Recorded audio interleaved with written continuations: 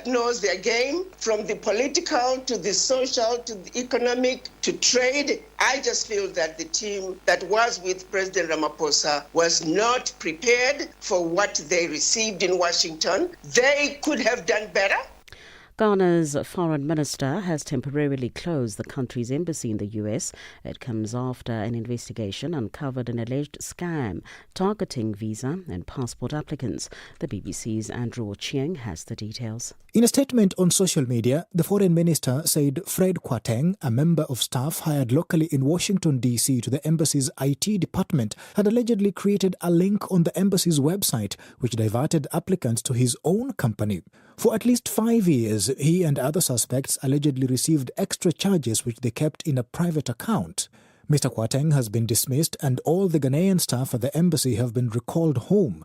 The government says it's yet to determine how much the fraudsters made.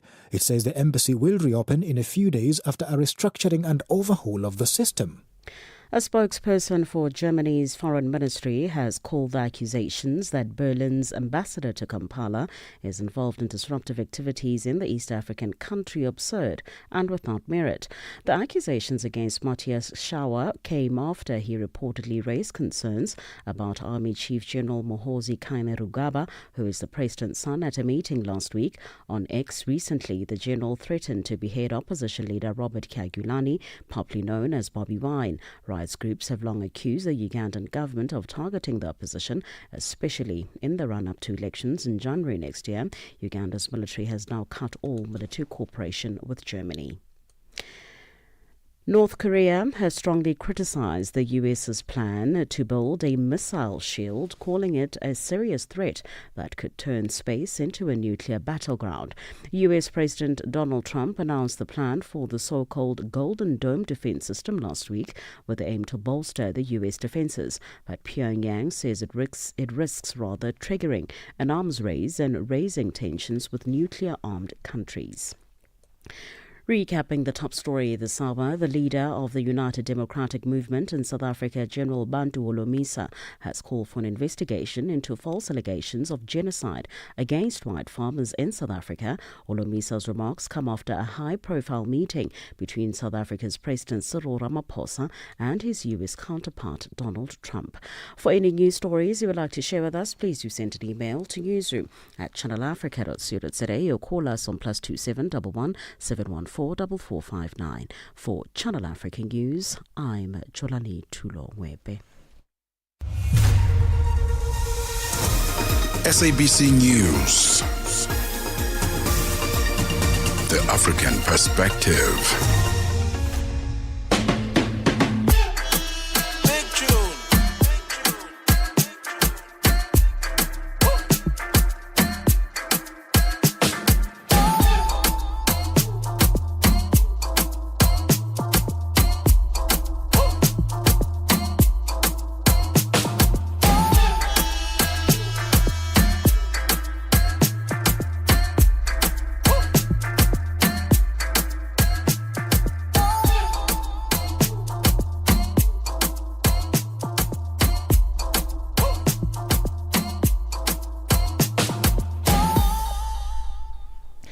Good morning, Africa, and thank you so much for being a part of this incredible place, this incredible space that holds a place for all of us as African people on the continent, African people in the diaspora, and African people all across the world. And of course, those who also believe in Pan-Africanism and the Pan-African perspective everywhere you are. Thank you so much for joining us at 9:07 Central Africa time. A huge thank you to the morning team, Asanda Beda and Peter Ndoro, who gave us Africa Rise and Shine. But now it's time for On the Move with myself, Palesa and Benjamin Moshatama. We have a lot to chat about today, as usual, giving you news, views, and entertainment from the African perspective. So tap in. We'd love to have you with us on www.channelafrica.co.za, on the SABC Plus app, as well as on our audio bouquets, DSTV channel 802 and OpenView HD channel 628. You know, the more and more more people speak about their mental health,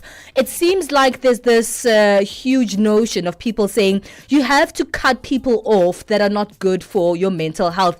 That conversation can go both ways, right? Sometimes it's actually not necessary to go all that way. And sometimes it might be for particular individuals, but it's actually not a new thing at all. And families have been getting estranged for many, many generations. Today, in the first hour of the show, we'll be unpacking the difficulties and complexities of family estrangement. And the word estrangement refers to the emotional or physical distancing between family members, often marked by minimal or no contact, unresolved conflict, or a breakdown in communication. So what happens? Because in this type of a breakaway, it's not exactly like, oh, I don't really get along with my family members, but it's more so like a divorce from your family members. And people can go through a very rigorous grieving process when estrangement happens within a family dynamic. We'll be chatting to clinical psychologist in the first hour of the show, that's Trifosa Siweya, and he'll be helping us explore what estrangement really means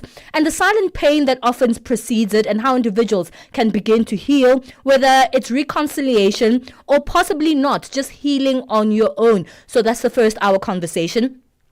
And then we'll be going in the cubicle. That is our workplace feature in the second hour of the show. And a lot, in fact, the majority of the workers on the African continent do not work in the office. There's so many jobs that we have on the continent, like, the security guards, the fast food worker, the artisans, etc., that are not office-based, but unfortunately their human resource systems and employee benefits are still designed for people who work in the office. So there's a huge disconnect there. South African startup GEM HR is calling on HR and finance leaders to rethink benefit accessibility and design systems with the real working conditions of the people who form the backbone of our economy. So we're going to be going into that in the second hour of today's show, chatting to Simon Ellis, co-founder and CEO of GEM HR, about the need for HR and finance leaders to remove administrative barriers and make benefits available via channels that their employees can actually easily access without having to go into the office, because that is not where they work. And of course, it is a Tuesday. It's our Money Matters feature, taking a look at the personal finance. Most of us, well, not most of us on the continent, but a lot of us probably listening to the show right now have Wi-Fi or want to have Wi-Fi within our homes. We want to have, easy internet access wherever we are. And one of the things that this has really ranked up is our subscriptions. When in our homes we want to be entertained, we don't really watch TV like we used to, we don't listen to music like we used to, we don't even access social media like we used to, and all of these, small or big, are subscriptions that we have to pay for. Standard Bank, which is a bank here in South Africa, their data shows that subscription spending in South Africa has risen quite sharply, and it's eating into our disposable income. Yes, sometimes it's like 59 Rand over there, 600 Rand over there, maybe 70 Rand over there. It all adds up, and it's eating quite a lot of our money. We'll be chatting to Mahmood Essof, the head of money management and advisory value propositions at Standard Bank, in the final hour of today's show, about how the digital age has locked us into these recurring subscription costs, and we're getting tips on how to boost our financial resilience and maybe try and lower some of those costs. So those are some of the conversations we're having today. Hey, it's a mouthful. Definitely, there's so much to actually unpack today on the show. We're looking forward to having you part of the journey. Remember, travel with us on this wonderful journey of understanding ourselves better as Africans and becoming better people in the large scheme of things. Remember, you can be part of the conversations via live streams. I see you out there. Come into a live stream on our Facebook page, which is simply titled Channel Africa. Go to our YouTube page as well. And our YouTube page, you can also subscribe. The handle there is at Channel Africa 1. Become part of that platform as well. There's just different ways to listen to us here on Channel Africa, but that's the new way to actually see what's happening in studio. We sometimes have live streams that are actually part of the guests coming into that particular platform, and so you can actually get to see our guests as we zoom them into the conversation. So hey, let's go. 3 hours to go. Je, una jambo lolote akilini mwako? Je, Una shauku kuhusu masuala muhimu? Na je, una maoni ambayo unataka yasikike? Kweli, hili jukwaa ni la kwako. Piga simu au tuandikie kwenda WhatsApp namba alama ya kujumulisha 2760552594 na tutakupigia simu. Mtangazaji wa habari zetu za Afrika Kusini mjini Johannesburg. Hivyo unaweza kuwa mshirika kwenye matangazo yetu. Sio mazungumzo tu, ni fursa yako ya kuchangia maoni yako na kushirikiana na jumuiya ya wasikilizaji wanaotamani mtazamo wako. Tufuate kwenye mitandao ya kijamii. Tembelea tovuti yetu www.channelafrica.co.za na uwe tayari kushiriki na kuchangia maoni yako kwenye Channel Africa. Channel Africa, mtazamo wa Kiafrika. Start your day right with Channel Africa Breakfast. That smells delicious. Live, 5 days a week. 9 to 12 midday, Central African Time. On the move with Palesa and Benjamin Moshatama. Run away and hide. Something happened in the middle of the night. They came inside without a sound. Kiswahili, Chinyanja, French, and Portuguese. The languages that unite a billion people. We have been there through every shift, every milestone, and every triumph. Not just reporting history, but shaping the conversations that define Africa's future. For brands, media planning, and advertisers, Channel Africa is more than just a platform. It's an opportunity. With 25 compelling shows covering current affairs, sports, business, music, and lifestyle, we deliver an engaging Pan-African audience ready to connect, invest, and act. Multi-award winning, internationally recognized, digitally accessible across the globe. When Africa speaks, the world listens, and Channel Africa makes sure of it. For business, for culture, for Africa, partner with Channel Africa because Africa's voice is the future. Africa is a story. A living, breathing, ever-evolving masterpiece. And for over 5 decades now, one voice has told it like no other. Channel Africa. More than just a broadcaster, Channel Africa is the pulse of the continent. African-led, African-run, and deeply rooted in its heritage. It's the only international station that speaks to Africa in its own voices. English, Kiswahili, Chinyanja, French, and Portuguese. The languages that unite a billion people. We have been there through every shift, every milestone, and every Asha right here on Channel Africa. This one is titled Moving On, as we do here on the move right here on Channel Africa. A lot can happen within the family dynamic, and it's not all beautiful and it's not all healthy, and not all family relationships are supportive, not all family relationships are healthy, and sometimes because of this, family members can be estranged. And estrangement refers to the emotional or physical distancing between family members, often marked by minimal or no contact, unresolved conflict, and a breakdown in communication. It can arise from years of misunderstandings, emotional abuse, different values, or even the inability to meet familiar expectations. Today we'll be unpacking the difficulties and complexities of the reality of estrangement in families. To help us better understand this journey and how to navigate it, we're joined on the line by clinical psychologist Trifosa Siweya. They're helping us to really explore what estrangement means, the silent pain that it often precedes, and how individuals can begin the healing process, either through reconciliation or maybe sometimes just healing on your own and focusing on your own journey ahead. Thank you so much, Trifosa, for your time. It's a pleasure to have you. Thank you so much, and I'm happy that you have me tomorrow. You know, the word family to most, if we just say it lightly, people will think of words like, support, togetherness, love, and the kind of people that have to help you through your life of journey. Almost like, we are tethered to one another for life, helping each other walk through life till death. But unfortunately, that is not how all families perceive one another. Let's speak about some of the dynamics that exist within families family structures that may lead to estrangement? Well, thank Indeed, a family is considered as one of those natural protective factors, right? That whatever happens in life, right, one would always go back to family to find that kind of support, because it constitutes that natural bond, that one can almost rejuvenate and regain the energy. However, like you said, it's not always the time that that kind of natural connection within family members will remain forever. Sometimes either very early in life or towards late adulthood, even middle adulthood, you find that family members would grow apart, either in terms of emotionally, sometimes even physical, where there's no contact, and where then family no longer serves that natural purpose of being a support structure. And there are a number of reasons that could cause that, right? I think the underneath, or the main reason, is differences that ensue as people grow up, or as families navigate each other.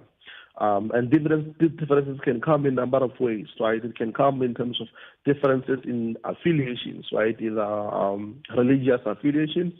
You'd agree that it's possible for someone to be born into a particular a religion in a family, but when they grow up, then either due to exposure or other forms of associations that they make outside that immediate structure, whether it's school or friends, they tend to come up with their own religious preferences.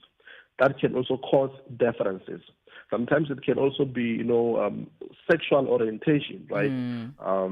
Which may not really always subscribe to what has been considered as the general understanding that has been upheld in the family. Sometimes it can even be political, reasons, right? So all these factors that tend to make families differ in one or more of core identifying factors of life. Religion, which is also part of that, but sometimes even social class, a family which considers itself as maybe a middle class family, and then one of the family members fails to meet or to get to that level, then it causes some form of difference, and that's how in most families estrangement begins. Well, we need to take a break. I'm glad that we got that introduction, because there are so many reasons and one doesn't always look like another. It's funny because as I was scrolling through my TikTok this morning, came across a post of a young woman who showed a screenshot of a message that she got from her own mother, her biological mother. And I'll read that a little bit later when we come back from the break, which is something that may cause estrangement, but really shows how heart-wrenching the process of estrangement can be to one. It's 20 minutes past 9 Central Africa time. We're chatting about estrangement, and we'll be back with clinical psychologist Trifosa Siweya after this. Hey guys, question. Have you thought about what happens between 9 o'clock until midday, Saturday and Sunday? Well, it's me. Those that know me call me the fun police, and I'm that girl, that voice on your radio. My name is Pule Mulebati. I'm all about the finer things in life. Where to go, what to wear, who to see, and ultimately what to do. We aspire to bring you the best in travel, entertainment, with a dash or maybe a dose of laughter. And then of course we switch things up a bit when we look at technology. I love what's happening with AI, because you blink, something new pops up. So the challenge is constantly there. I'm learning every single time on the show. So catch me every single Saturday and Sunday at 9 a.m. until 12 midday Central African time, Baba. Channel Africa and you have got something in common. The thirst for knowledge. Get set and be ready to go. On the move with Palesa and Benjamin Moshatama. So we're speaking about family estrangement, what it means, the silent pain that it often precedes, and how individuals can begin to heal either within the family unit or by themselves. This morning I was scrolling through TikTok, and a young woman by the name of Nombulelo Rabi posted a screenshot from a message she got from her mother. It says, "You'll never be anything in life, but keep trying. One day you'll just get tired and you'll take your own life. I see you blocked me on WhatsApp. that, but that doesn't change the fact that that means that I don't wish anything good for you and for what your father did for me years ago. I wanted to get rid of you, but it didn't work. And 23 years later, I'm stuck with you. And every time I look at you, I see your father. It goes on to say at the end that you'll never amount to anything. You'll never get married. And if things get tough for you, don't come to me. And it's a hard message for anyone to experience from their biological mother. And of course, in the comments, so people who's are like, sending who the message there? So the mother is sending this to her daughter. Like, wow, that's terrible. That is terrible. And, speaking about family estrangement, Trifosa, these are but some of the reasons that people get estranged from their families. Sometimes it's siblings just not getting along because of some of the family traumas that have happened from the parents. And in this case, from the message that I've read, it's the traumas that this mother experienced from the child's father that she's held on all these years and now has forwarded to the child herself. Yes, no, that's very sad. Unfortunately, things can get to that extent.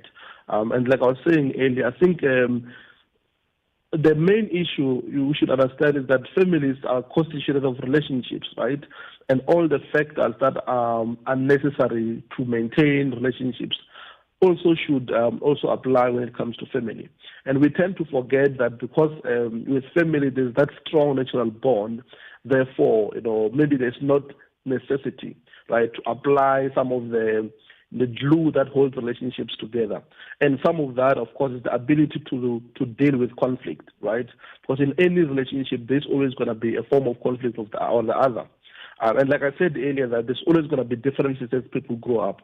And always those differences will cause some form of friction that will invite the family to a table where they resolve conflict. Unfortunately, in terms of how families deal with conflict, sometimes it's in a way that is too selfish. It's in a way that does not show compromise. Like I said, when there's differences, then the ultimate healthy solution is to find a way in which you can compromise and deal with those differences without making those differences cause a difference or a barrier or a bridge between the two of you, which is classically the estrangement that we're talking about. So in most families, there's lack of tolerance, right, in terms of how they deal with conflict. And there's also lack of compromise, lack of understanding or putting, yourself in another person's shoes. But there's also a consistent pattern of selfishness as well, right, that can get someone to a point where they say things as what you see, in that message. Of course, we don't know what is the context in terms of what the mother who's sending the message may have suffered, either from the father's side or even from her own daughter. But we can see this anger that is behind that. And it shows that it's something that was never resolved, unresolved anger. So, which of course then is also part of an unresolved conflict. So all relationships depend on the ability to deal with conflict, which in almost all cases may have to draw two people to a point of compromise. And that's why you find families where, there's people who are in different social classes economically, there's people who are, in different religious affiliations, there are people who are in different political affiliations, but this is still a family that, that unites and they still have what we call a family in them because they've been able to strike a compromise. They've got a certain level of tolerance amongst each other. And not everyone is forced, to behave like the other. They've come to that point where they allow everyone to be themselves. And it's not always being the same that makes them family. And that's what we mean by in terms of tolerance. Yeah, let's talk a little bit about that. I mean, how do you break down that process? Because it must be difficult. I mean, Palesa used a very hectic example there of like a very huge personal conflict between a mother and a daughter. From your perspective, Trifosa, what would you say would be the first way forward to actually confront an estranged situation? How do you start even approaching a family member and unpacking the dispute or maybe the problems that are happening in the relationship? Because that's where things sometimes just spiral downwards, and then if you confront someone without any form of mediation or without a good strategy, things just get even worse. Thanks for putting that question. My thinking is that estrangement is a painful process, right? I don't think anyone can move away from their family out of joy. It's pain that pushes them away. And like I said, it's because there was conflict in the beginning. So what I would want to do from a psychological point of view is to understand what is the pain, that has pushed this person away, and being able to address and show some form of care towards that, get to listen to this person's story and understand what was their pain that drove them away. Right? Because we cannot, like you're saying, we cannot be able to resolve and reconnect people without understanding what is the pain that pushed them away. Because that pain will come back together. And it is the same thing that makes them different or perceive each other as being different from the other. Right? Yeah. It's that kind of either perception or reality that causes them to be apart. But another thing, of course, this thing would also go back to maybe what form of parental styles that were there, in the beginning, and whether those styles fostered what kind of attachment, that were developed or encouraged in the family, either within the sibling category or even within the parents. Yeah, that's a tough one. Do you think the best way, as we wrap it up, to deal with this estrangement is getting a mediator? Because a mediator would probably be the best person who's neutral, who can be able to facilitate the conversation between family members. Yes, correct. But the aim of this mediator, of this mediation process. Oh, okay. We've lost Trifosa there. We'll go for a little bit of a news update, but we'll come back and see if we can get Trifosa to wrap up this conversation efficiently. What's your take on this one? Have you ever been separated intentionally from a family member, saying, I do not want to speak with this family member anymore, or an entire group of people that you were like, I know I'm related to these people, but I do no longer want to be associated with them. It's not good for me. It's not good for them. Or maybe you're the one who's been thrown out of the space. Maybe you are a member of the LGBTQ plus community, and they were like, no, you've made a decision that we don't really agree with here in our family. So, we don't want you in the family. There's so many reasons why estrangement takes place. How has it happened? Have you had that experience? Give us your thoughts on our WhatsApp number +27 63 406 9126, or you can text us or voice note us there, and text us on that live stream as well if you are joining us there. Let's quickly move on and get our latest update in sports. Sports on Channel Africa. The African perspective. Let's save off with tennis news this hour. Good morning, guys. For the second major in a row, Iga Swiatek and Emma Raducanu will meet in the first week of the tournament. Number 5th seed, Swiatek, had to navigate a slightly trickier test than she is accustomed to in Grand Slam first rounds, coming from 3-1 down in the second set to open her Roland Garros title defense with a 6-3, 6-3 defeat of Rebecca Sramokova. Meanwhile, Raducanu followed after overcoming Wang Jinyu 7-5, 4-6, 6-3 in a 2-hour, 44-minute thriller on court 8. Swiatek says it was not an easy match. She played with a lot of freedom, and I felt like she's going for her shots, especially the forehands down the lines were pretty amazing. So I knew I need to stay proactive and try to create and use my weapons, and that's what I did. So for sure I'm happy with the performance, and it was a pretty solid match, so I'm happy.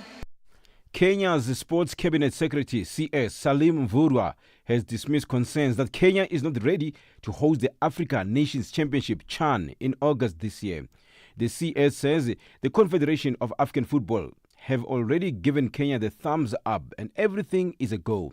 Kenya is to co-host the competition, traditionally featuring players from local leagues alongside neighbors Tanzania and Uganda. It was initially scheduled for February this year, but was postponed to August due to the unreadiness of the pitches. His response comes amidst lingering fears over the country's readiness to co-host the continental event with regards to the pitches to be used. Works continue at the Moi International Sports Centre, Kasarani, and Nyayo Stadium, which have been designated as the two venues that Kenya will use to co-host the tournament. South African women's national football team Banyana Banyana is grateful for the opportunities to play warm-up matches ahead of the defense of its Women's Africa Cup of Nations title in Morocco in July. Previously, there was an outcry from the team over a lack of opportunities ahead of major events. Banyana are in camp in Pretoria, preparing for their friendly international matches against Botswana and Zambia over the next week or so. South Africa will be aiming to successfully defend the title they won in 2022. And Captain Refile Joane, who just returned from a long injury layoff, says the team is grateful for the warm-up matches. Over the years, there was a challenge of fully preparing for big tournaments, but this time around things have changed. Thanks to Sasol, thanks to SAFA for helping and making sure that each and every FIFA window we get to play friendly games, we get to play tournaments and things of such. So that gives us the team a bit of time to gel in together, gives coaches time to see other players. So with all these games that we keep on getting, we try to build on them so that by the time the tournament comes, we are fully ready. And the new Brazil head coach, Carlo Ancelotti, says he's honored and proud to lead the best team in the world and targeted winning the 2026 World Cup. 65-year-old was unveiled as Brazil boss in a news conference at the Brazil Football Confederation, CBF headquarters.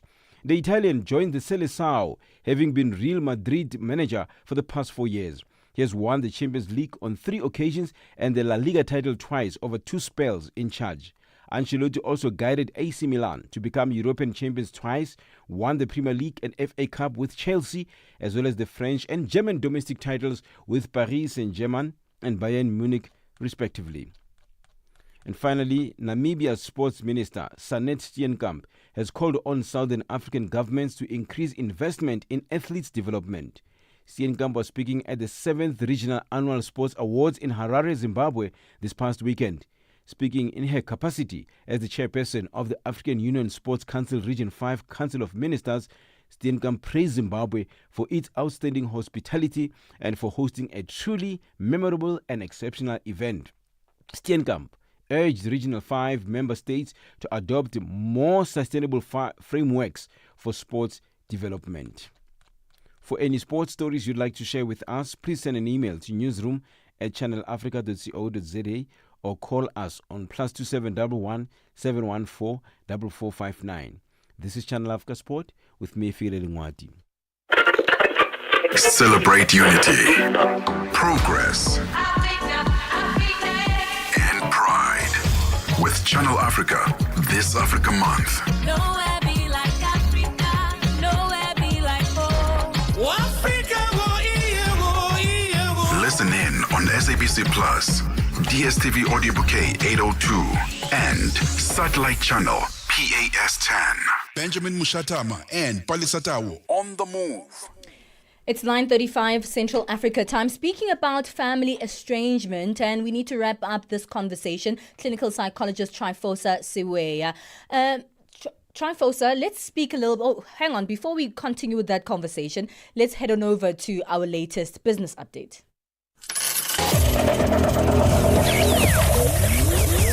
Business news on Channel Africa.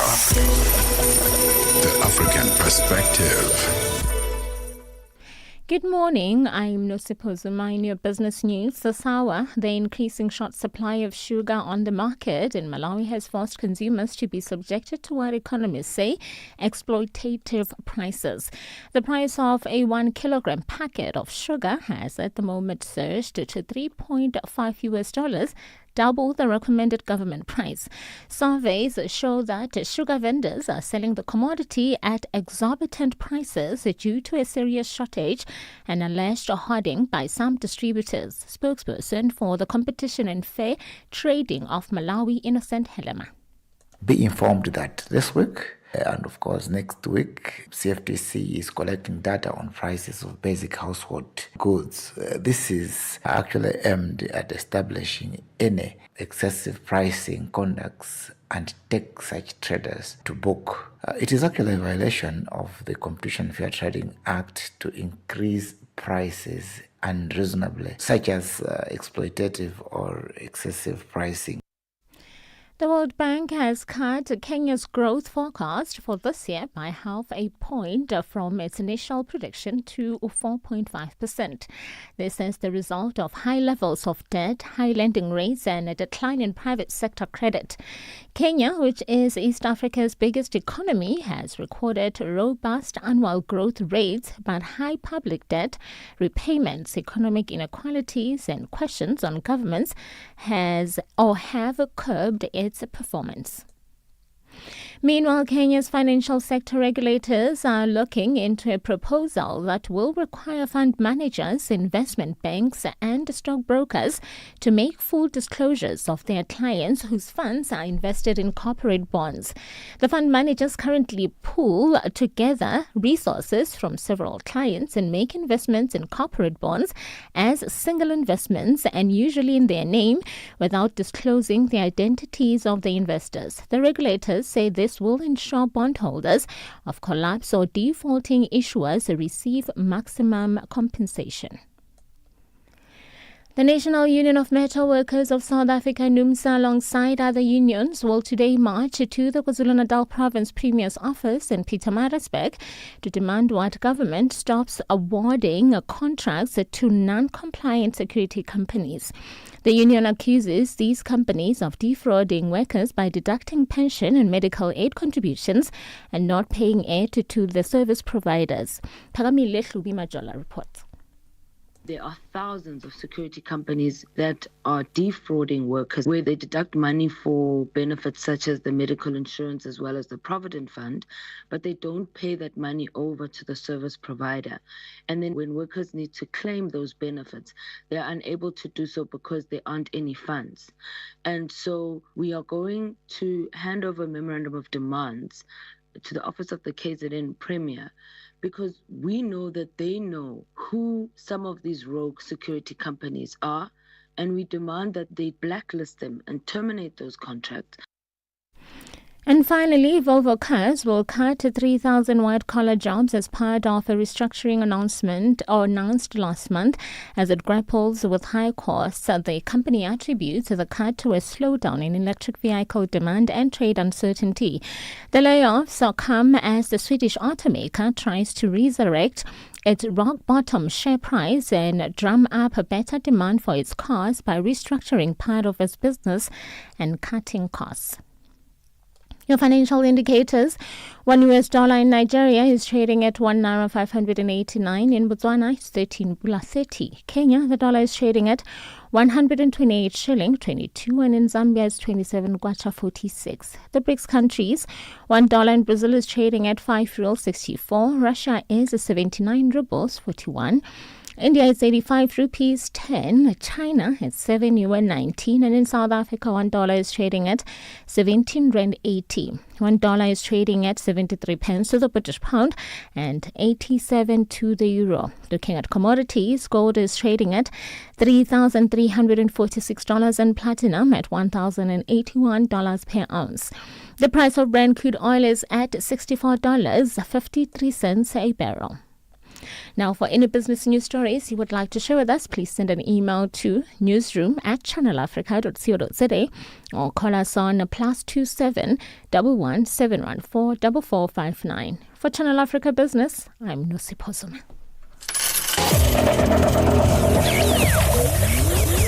Business News on Channel Africa. The African Perspective.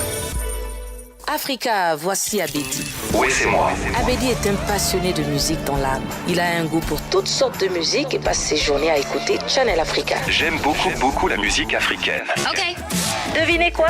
Channel Africa veut aider Abedi et les mélomanes du monde entier à découvrir encore plus de musique incroyable.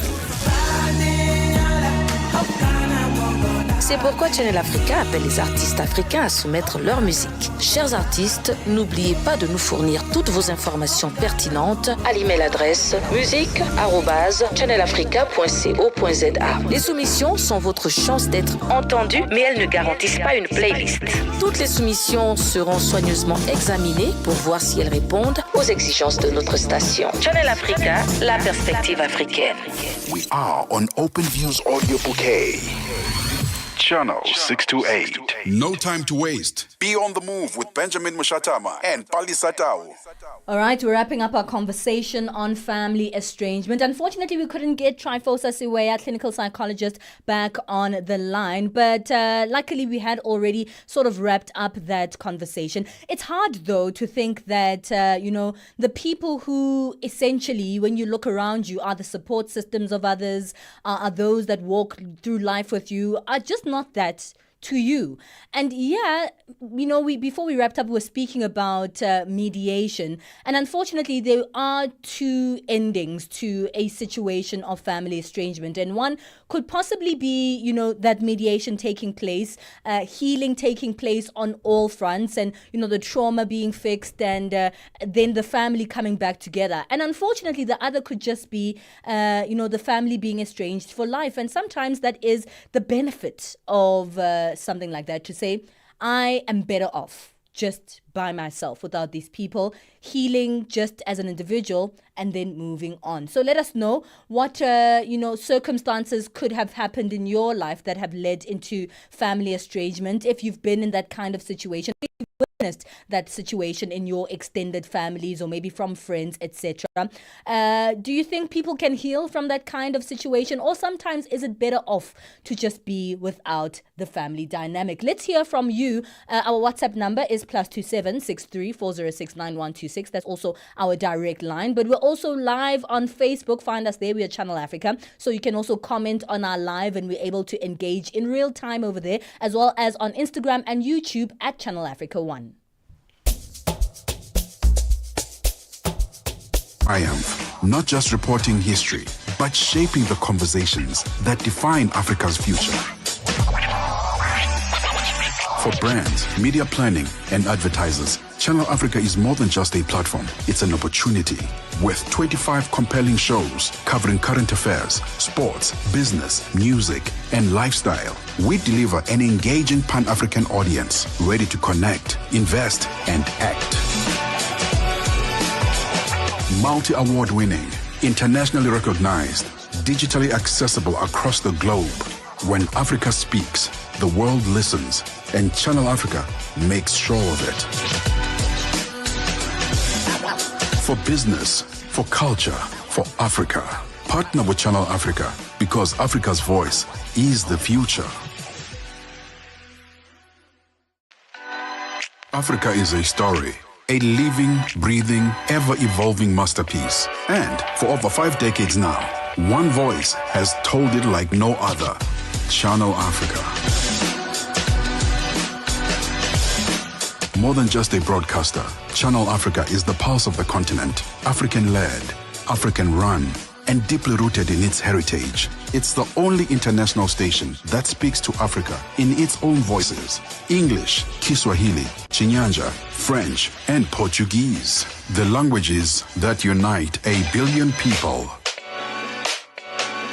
We have been there through every shift, every milestone, and every triumph. Not just reporting history, but shaping the conversations that define Africa's future.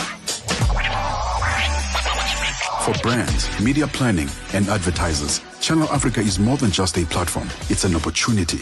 With 25 compelling shows covering current affairs, sports, business, music, and lifestyle, we deliver an engaging Pan-African audience ready to connect, invest, and act. Multi-award winning, internationally recognized, digitally accessible across the globe. When Africa speaks, the world listens, and Channel Africa makes sure of it. For business, for culture, for Africa, partner with Channel Africa, because Africa's voice is the future. Africa is a story, a living, breathing, ever-evolving masterpiece. And for over 5 decades now, one voice has told it like no other. Channel Africa. More than just a broadcaster, Channel Africa is the pulse of the continent. African-led, African-run, and deeply rooted in its heritage. It's the only international station that speaks to Africa in its own voices: English, Kiswahili, Chinyanja, French, and Portuguese. The languages that unite 1 billion people. We have been there through every shift, every milestone, and every triumph. Not just reporting history, but shaping the conversations that define Africa's future. And they're stating that I am single again. I wonder what the implications of that is. Come back, ladies. I'm here. I'm in the room. Just notice, hey, I haven't gone too far. Hey, I'm back. I'm back in the scene. Well, it's 47 minutes past 9 o'clock Central African time. Thank you for joining us on DSTV Channel 802, OpenView 628, and also the SABC Plus app. Don't forget our website, www.channelafrica.co.za. Have you ever been estranged, Bali, to a family member? Fortunately, no. Personally, lucky no. you. Yeah. Lucky Fortunately, you. I have never been estranged to a family member. Yeah. Even indirectly, there's sometimes those like involuntary estrangements when people are just, they're too far. No, I've never been estranged. Always to a family close member. to your family members. Yes, and even my extended family members, luckily for me, I think actually, maybe not. Family. Maybe I don't have a small family. From my mother's side, we have a very, very big family. Sure. A little smaller from my father's side. That's where I could say maybe we are not close, but I wouldn't say estranged because I feel like there's a certain level of communication that does happen. And when we do see each other, even if it's once a year, we're happy to be together. Sure. There isn't any sort of like dispute that happened. There's no beef that happened between us. So maybe not close, but certainly not estranged. Yeah, I think it's a good distinction to make because maybe some people who are listening are saying, I haven't spoken to that cousin some time back, and you know what, maybe we are estranged. No, that's not what it is. Sometimes we actually find ourselves, because life gets busy, that we can't really connect with all family members. I don't think that's really estrangement. This is when there's a huge dispute in families and there's no reconcilable moment. So estrangement is not like when you're not talking to your brother for like a month and you guys a month later you sit down and talk about it. Some estrangement takes up to like 6 to more than 10 years. People and sometimes forever. People never talk again because of something hostile that's happened in the family dynamic. Have you experienced that in your life where you've just separated with someone in your life? Maybe it is a son or a father or just someone you're supposed to have close relations with. And you're like, you know what? I don't want to talk with you anymore. I don't want to be part of your life. And sometimes estrangements are valid. I'll tell you why. It's because some things that people can do, using family as an excuse, can be terrible. Can be terrible. And like, no, but we're family. And you're like, no, just because we're family doesn't mean you can actually treat me like that or do that. Some things are very abusive. Some things are very kind of hostile that people do in the family dynamic. And that's where that estrangement can take place indefinitely. Have you ever experienced that? Let us know on our WhatsApp number, +27 63406 9126. Let's take a break. We'll be back.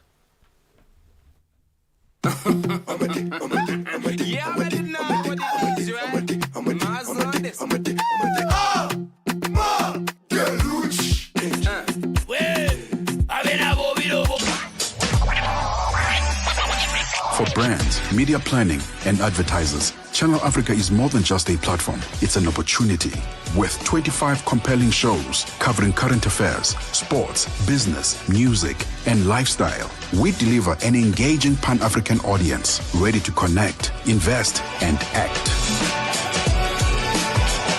Multi-award winning, internationally recognized, digitally accessible across the globe. When Africa speaks, the world listens, and Channel Africa makes sure of it. For business, for culture, for Africa, partner with Channel Africa because Africa's voice is the future. português? É apaixonado por rádio e quer trabalhar na África do Sul? Você tem documentos que o qualificam para trabalhar na África do Sul? Nesse caso, podemos ter uma oportunidade para você trabalhar no Canal África. Envie seu currículo e demonstração para Canal África at newsroom@channelafrica.co.za. Lembre-se, se você não receber alguma resposta nossa em 14 dias, isso significa que você não foi selecionado. Canal África, a perspectiva africana. Get the news, music, and lifestyle of Africa on Channel Africa, the African perspective. Benjamin Moshatama and Palesa on the move. Africa is a story, a living, breathing, ever-evolving masterpiece. And for over 5 decades now, one voice has told it like no other. Channel Africa. More than just a broadcaster, Channel Africa is the pulse of the continent. African-led, African-run, and deeply rooted in its heritage. It's the only international station that speaks to Africa in its own voices. English, Kiswahili, Chinyanja, French, and Portuguese. The languages that unite 1 billion people. We have been there through every shift, every milestone, and every triumph. Not just reporting history, but shaping the conversations that define Africa's future. For brands, media planning, and advertisers, Channel Africa is more than just a platform. It's an opportunity. With 25 compelling shows covering current affairs, sports, business, music, and lifestyle, we deliver an engaging Pan-African audience ready to connect, invest, and act. Multi-award winning, internationally recognized, digitally accessible across the globe. When Africa speaks, the world listens, and Channel Africa makes sure of it. For business, for culture, for Africa, partner with Channel Africa because Africa's voice is the future. Africa is a story, a living, breathing, ever-evolving masterpiece. And for over 5 decades now, one voice has told it like no other. Channel Africa. More than just a broadcaster, Channel Africa is the pulse of the continent. African-led, African-run, and deeply rooted in its heritage. It's the only international station that speaks to Africa in its own voices. English, Kiswahili, Chinyanja, French, and Portuguese. The languages that unite 1 billion people. We have been there through every shift, every milestone, and every triumph. Not just reporting history, but shaping the conversations that define Africa's future. For brands, media planning, and advertisers, Channel Africa is more than just a platform. It's an opportunity. With 25 compelling shows covering current affairs, sports, business, music, and lifestyle, we deliver an engaging Pan-African audience ready to connect, invest, and act. Multi-award winning, internationally recognized, digitally accessible across the globe. When Africa speaks. Central Africa time, you tuned in to On the Move right here on Channel Africa. I've been having a conversation about estrangement in families. And, I love the fact that people are, sharing their personal stories like the one I shared on TikTok this morning. And, it's sad because then it's sad that this is happening to individuals, but it's good because people are able to find external support and sort of external not just support, but also like advice that people give. And I know people on social media love to give advice, and it's not all the advice that you can take home with you, but it is important for some people to actually just release that energy out, right? Because a lot of the time, if you're dealing with an issue of estrangement or an issue that can lead to estrangement in the family, because it starts somewhere, right? It starts with the dispute, it starts with that irrefutable issue that's happening within the family, it starts with the generational trauma. And a lot of people like to keep that inside because society tells us that family comes first, especially African society. You have to brush it off because family comes first. There's issues in many families where a family member sexually assaults a child in the family, and the family comes together and says, but we're family, you cannot report this person to the police. We're family, we can fix this internally. And that person who's been perpetrated at that time, decides that I'm actually going to leave this entire family dynamic because it's not worth it. And sometimes estrangement can happen that way. But there is a community out there. And if you can't have, those personal services like a psychologist or a mediator, etc., people just want to reach out anyway. Maybe it's family and sometimes friends, because sometimes people say, friends are the family that you get to choose, and you can create that community for yourself in that situation.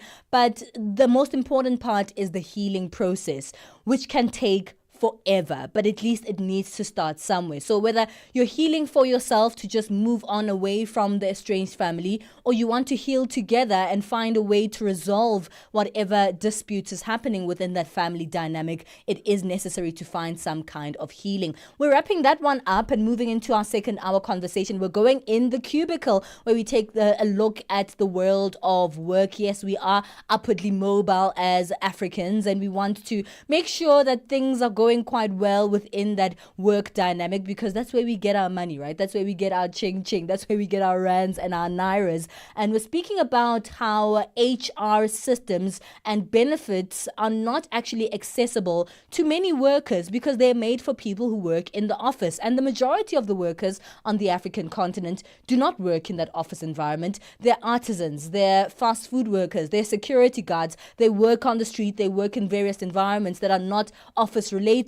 But if you still have to go fill in your leave form and you have to go to the head office, which is so far away from the premises where you actually work, there's certainly something wrong in those systems, and they're not created for the kind of work that Africans do. So stay with us for that second hour conversation. We'll be chatting to the co-founder and CEO of GEM HR, which is a South African startup. Simon Ellis will be chatting to us on that conversation. As we keep things moving right here, keep tuned into our live stream. You can see us. Hello to you over there. Tell us where you're listening to us from, wherever you are on the continent and the world over. We want to chat with you. Tune in on our live stream. We are at Channel Africa on Facebook and at Channel Africa 1 on Instagram and YouTube. That's where we're streaming live. But we have our other platforms as well for you, at Channel Africa 1 on X, at Channel Africa 1 on TikTok as well. Let's continue making the Channel Africa circle bigger. But for now, we're bringing back Jolane Tulongwepe for our latest news update.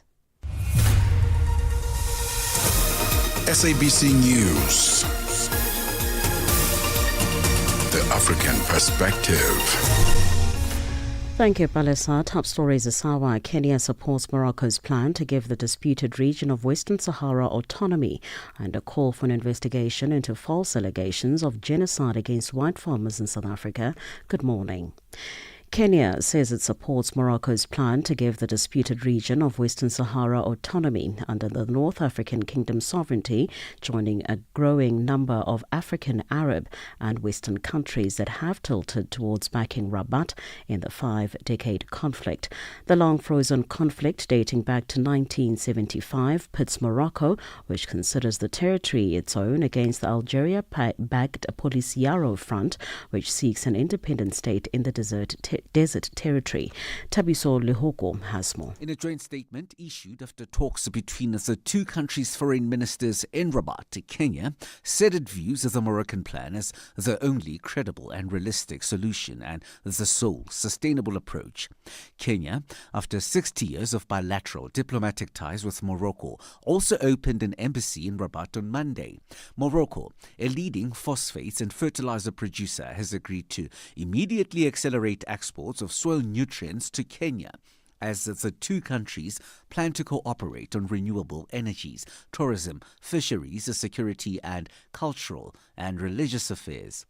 Morocco's Foreign Minister Nasser Bourita told members of the media that Kenya's position on Western Sahara, which he called the national cause, helped add a new impetus to bilateral relations.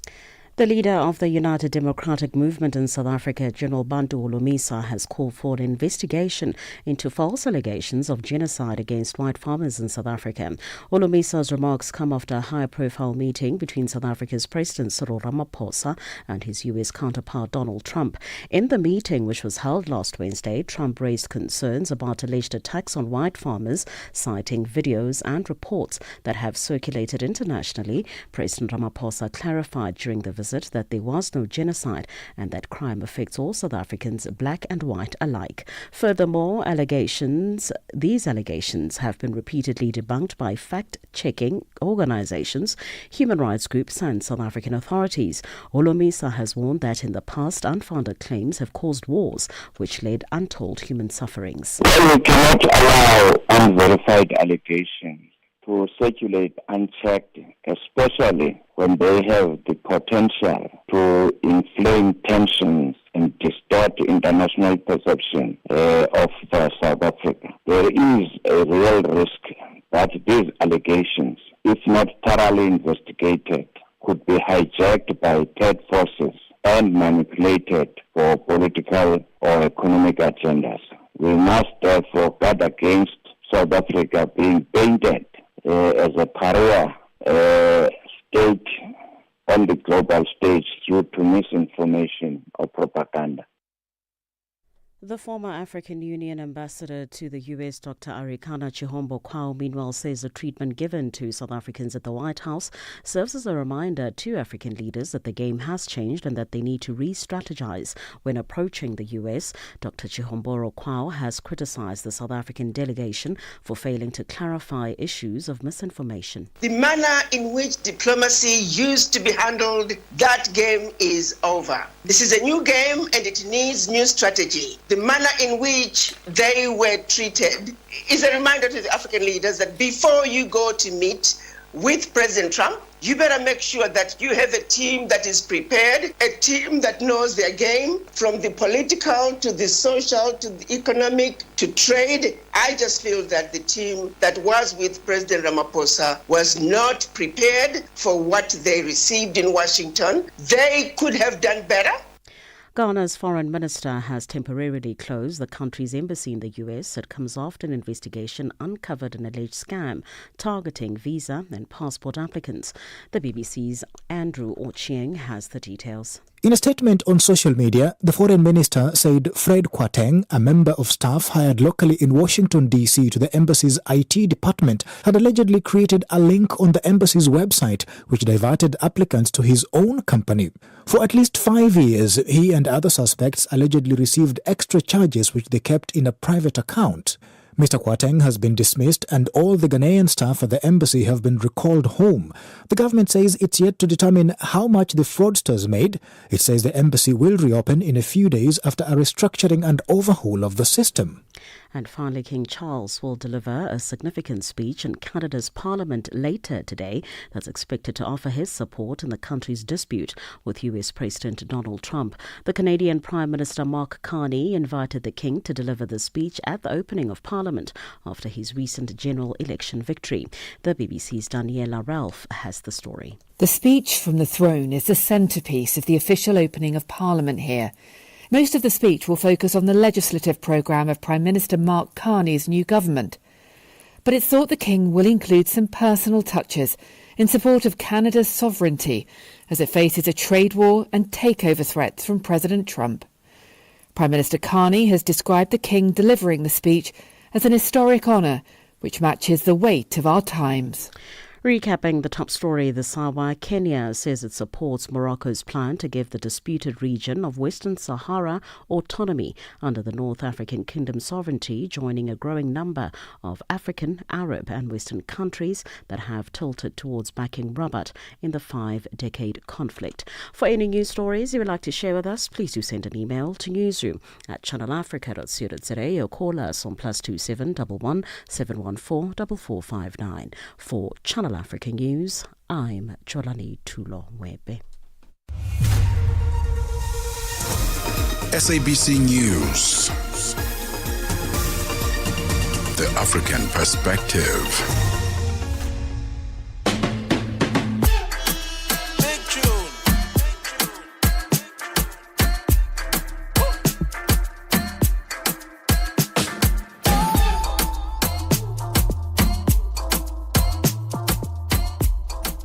6 minutes past 10 o'clock Central African time. You are listening to On The Move. We're moving you until midday Central African time. It's always great to be with you. This is where we're trying to kind of harvest a culture of just being better people here on the African continent. And this is our In the Cubicle feature that's coming up in this second hour, where we look at the life of work. I always say that when you start working, you're just thrown in there. You're just thrown just right in the middle of all of that. And throughout your career, maybe you have to kind of figure things out and find your kind of feet all the time, depending on different environments that you find yourself in. And that's the tricky part, isn't it? That you feel sometimes you're on your own navigating the internal politics of your workplace. Maybe you were a leader in the workplace and you're like, how do I actually handle the dynamics of these employees in this space? Because there's just so much.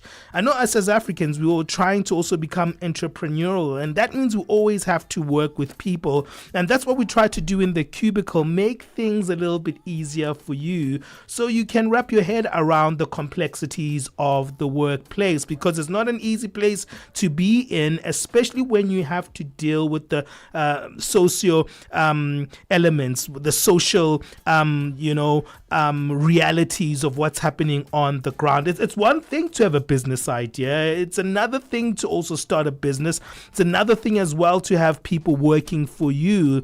But you have to also learn the soft skills. Sometimes we call it soft skills. I still think they are hard skills. The one-on-one personal interactions are so important. And today we're speaking about something very offbeat but very interesting. We're speaking about, workers who are usually working the job that is really laborious. They're out there, they're working, they're actually in the field making things happen for your business. And sometimes it's a compromise that they have to make to run all the way to the office to sign a particular document. At times they have to, be stuck in a meeting when there's something happening outside that needs their attention. How do you make that situation a little bit easier, especially with your HR systems? Do you always have to make sure that they're in the office next to your administrator to sign off that document, or can we make things a little bit easier? Today we're going to be speaking with a South African startup, Gem HR, that's calling on HR and finance leaders to rethink benefits accessibility and design systems that really address the working conditions of the people who form the backbone of their businesses, enlarge also their economy. How about using your mobile phones to also create those easy to access channels, especially for those working on the ground? That's a cool conversation we'll have with Simon Ellis, co-founder and CEO of Gem HR. It's coming up in just in a few minutes' time. Tap in. We're live on Facebook. We're live on Instagram as well as on YouTube at Channel Africa 1. Find us there. Find us on X as well as on TikTok. Let's make the Channel Africa circle bigger and have a conversation together. Do you think that your HR systems are accessible for you no matter what work you do, especially if your kind of work you do is not in the office? We'll continue with that conversation right now. And in the next hour, we get our Money Matters feature. How many subscriptions do you have? Be honest, how much money that you have is going towards subscriptions. We'll unpack that in the next hour. 10 past 10 Central Africa time. It's the second hour of On The Move. Africa in Song with Chanduko Ligege.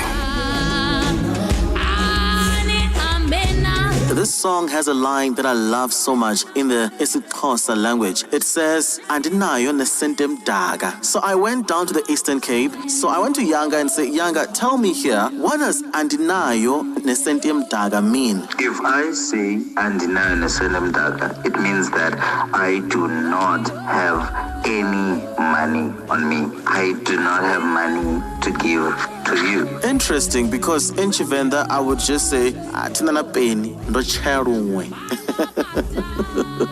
I wonder if you have that expression in your home language when you want to say you're broke, but in a very creative way. What do you say? I'd like to hear from you. Africa in Song with Chanduko Ligege.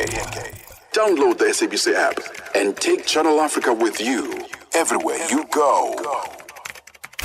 Keeping you on the know and on the move. Hey, this is the In the Cubicle feature where we care about what's happening in your workplace. Millions of workers, from fast food workers to security guards don't just sit behind desks. Yet most human resource systems and employee benefits are still designed for those who do. South African startup Gem HR is calling on HR and finance leaders to rethink benefit accessibilities and design systems with real working conditions of the people who form the backbone of their businesses in mind. Specifically, this means maybe using their mobile phones to create easier access to channels, communications channels, but also administrative platforms. Employers need to meet their employees where they are on their mobile phones. Company update, leave forms, and other critical communications could be as easily accessed via WhatsApp as they are via your intranet. We talked to Simon Ellis, who is co-founder and CEO of Gem HR. Simon, thank you for joining us here on Channel Africa. Thanks for having me. Let's talk a little bit about this because there are many jobs, as we highlighted, that are not on premise kind of jobs. Some people are disseminated in different parts because it's a hands-on type of job, right? But sometimes we don't really consolidate in how we structure our businesses. Well, actually, it's not many jobs. It's 75% of the workforce. 75% of South Africans don't sit behind a desk. They are really the people that keep the economy going. And it's those 75% of people that I think we need to make sure that we're building systems that work for. If you think of a factory worker, a mine worker, a cleaner, a security guard, they're out there every day and they're not downloading company apps and they're not using email. That means if we want to get real benefits to them, we've got to meet them where they are. Yes, they have a mobile phone, but do they have the application on the mobile phone that your benefits are delivered through? We find that giving benefits to frontline or deskless employees has to be done on WhatsApp if you want it to work. Yeah, I love the fact that you bring it down to even WhatsApp. Let's talk a little bit about the practicalities of that kind of communication, because WhatsApp is easy to access, but also it is also a great platform to actually start different formats of communications via groups, via work systems, but also that one-on-one communication. So could it be a great a platform for easy communication for these kind of workers we're talking about? It is a great platform, but I think for a lot of people listening here, people might wonder, how ubiquitous is WhatsApp? WhatsApp is used by 97% of South Africans. I would have a bet that everyone who's listening to this has used WhatsApp today, but have they used a company app or an ESS app, or have they used their email today? Perhaps not. If you think of the experience of flying with Safair, where when you do fly, you get your boarding pass on WhatsApp. The reason why you get your boarding pass on WhatsApp, because Safair have realized that that is where you are. They're meeting where you are. They're making it easy for you to access important information. At Gem, we're trying to do the exact same thing. We're making it easy for deskless or frontline employees to access the important things that enable them to do their jobs properly, whether that's a payslip, a leave form, a company benefit, or critical communication. We need to make sure that we are meeting people where they are on a device or an app that they already use. Simon, what are some of the barriers and complications of current HR systems when we see that the majority of workers are actually not in-office workers? How does that actually create the barrier between the company and the worker? Most of the HR systems out there have been designed with me and you in mind, people who sit behind a desk all day. And that means they are designed, the technology itself is fantastic, but the way the technology disseminates information to the individuals is typically done via email or via an app. And if you're on the front line, you're not downloading Sage's new app to get your payslip or to get access to company benefits. And that's where the issue comes in. So if there is no way for you to get access to those things because you don't use company emails or the apps are simply too expensive, there's no way for you to do it. And that means companies are left printing things out or using notice boards or sort of trickle down communication to get the benefits to their employees. Mm-hmm. But someone else would be saying, okay, that's going to actually create more work for my administrator, because it's not like that particular platform is an internal centralized system. How do you deal with that conundrum? So just like we have an email address is associated, you can have a personal email address and you can have a business email address. With WhatsApp, we have a business channel. So we have a GMHR channel, but businesses can also white label a channel. So for example, if you are KFC, so what's white labeling a channel? Can you explain that? So as a business, and I'll just use KFC as a great example, if KFC's got 1,000 employees and they want to get information about information to and from their employees, they can actually create a WhatsApp chatbot that has got a KFC logo on it and enables employees to essentially deal with a KFC email address, but it's a KFC WhatsApp line. And that enables employers to deliver information to their employees via a dedicated WhatsApp line instead of having to use, for example, a dedicated email address. Okay, that's interesting. So you can continue explaining how to deal with that conundrum of making sure that things are centralized for the administrators who are getting all this, paper trail via digital platforms like WhatsApp. How do they actually consolidate all that information that they're getting? Because that could make them actually do more work. Maybe it's actually taking the responsibility away from the worker and giving it to the administrator. How do you make that a little bit easier? Yeah, it's a great question. So what GEM does is not try to replace your existing HR system. We just try and make your existing HR system better. And I'll use Sage as a great example. Probably 70% of South Africa's workforce uses Sage. It's the biggest HR system out there, and they're serving 6 or 7 million people every single month. Sage do not have a dedicated WhatsApp channel. That's no channel for employees to engage with Sage to get access to benefits or company communications or payslips or leave, as an example. But they do have an app and they do have email.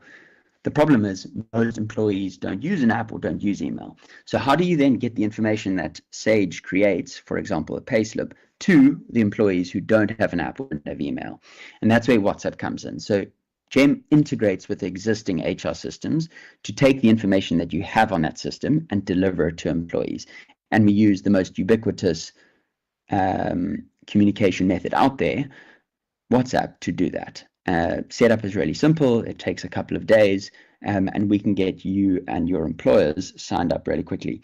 Maybe if I could frame the question back to you, live on air, how do you currently get your payslip? How do you currently request leave? Is it on email? Is it on an app? And how difficult is it for you to actually do that today? Yeah, I mean, I get your point. It is when I have to file my invoice, it takes me like a whole long time. I wish there was a system that easy that would kind of streamline that particular process. We'll talk a little bit more about this one. I think it is something that could work for multiple platforms. Stay there on the line. We're speaking to our guest, Simon Ellis, co-founder and CEO of GEMHR. How do you make things better, especially for those who have off-premise jobs and they still have to do their administrations, but maybe the best way is for them to do it off-site? We speak about that process with GEMHR and some of the ways that they're doing to remove those administrative barriers. It's 20 minutes past 10 o'clock Central African time. Do stay with us. The Morning Switch Weekend with the Shy Guy. The Shy Guy, a Morning Switch. Have you ever listened to a song and then it gives you goosebumps? Cause it takes you way back in the 80s. My goodness. Hey, baby. You hear Yvonne Chaga Chaga there. I wanna talk to the DJ. And then the DJ goes like, hey, baby, I've got you on the other side. Huh? There were no WhatsApps then, right? There were no sliding in the DMs at the time. Oh, man. Your weekend mornings are activated with The Shy Guy on the Morning Switch. On the move, weekdays, 9 a.m. to midday. Only on Channel Africa. #On the move. We're chatting to Simon Ellis, co-founder and CEO of GEM HR, about the need for HR and finance leaders to remove administrative barriers and make benefits available via channels that their employees can actually easily access and use. Well, Simon, there's a huge issue here that I'm sure these, different companies and departments, especially HR systems, will come back for, and that is safety, right? Systems like, WhatsApp is amazing, but there are maybe safety concerns that they may have. Might be easier for their out-of-office employees to use, but is it really safe? I mean, this is very personal information that can be shared through these channels. You're absolutely spot on, and WhatsApp has this wonderful perception that it's not safe. WhatsApp is fully encrypted. WhatsApp is no different to an app. If you can log on to someone's phone and get access to their WhatsApp, you've somehow passed the first level of authentication. But there is also another authentication layer within WhatsApp. You can set passwords to get access to your WhatsApp. And when GEM delivers critical information to you via WhatsApp, we can password protect that information, just like you would password protect going into your banking app. So it's actually no different to any other app out there. There is just a perception that it is different. We now serve 150,000 employees, and we've never had an issue with security. We've never had any issues with other people accessing private information. All right. Well, another thing, because it's important to play devil's advocate a little bit, because, these systems have been in place for a very long time. And I'm sure it could also be costly for these systems to change. In any work environment, even if the majority of the workers work out of office, there will be people who work in office. I mean, if you go to KFC, as you used as an example, the people who are serving you are not in office, they're at the restaurants. But to get that business running, there's a lot of departments that run in office. Should we be having different systems for different departments and purposes? No, absolutely not. I think everyone should operate on the same system. However, our system has been primarily designed for the deskless workforce. In the case you used, which is a great example, I would advocate that the employees who per se work at the head office would also want their payslip on WhatsApp, would also want their leave applications on WhatsApp, and would also want access to their company benefits or their wellness offerings on WhatsApp. It's the most accessible channel out there. It's the easiest way for employers to deliver critical information to their employees. Do I want my payslip on WhatsApp? Do I want my leave request on WhatsApp? Absolutely. But does a deskless worker who's currently doing it on a piece of paper, or who has to do it through a manual method of asking his manager, want it on WhatsApp? I have absolutely no doubt. So what are the benefits? Because essentially when you introduce something new, both the company and the workers themselves are like, well, what's in it for me? What is it in it for the company to change their systems to be more accessible for the workers?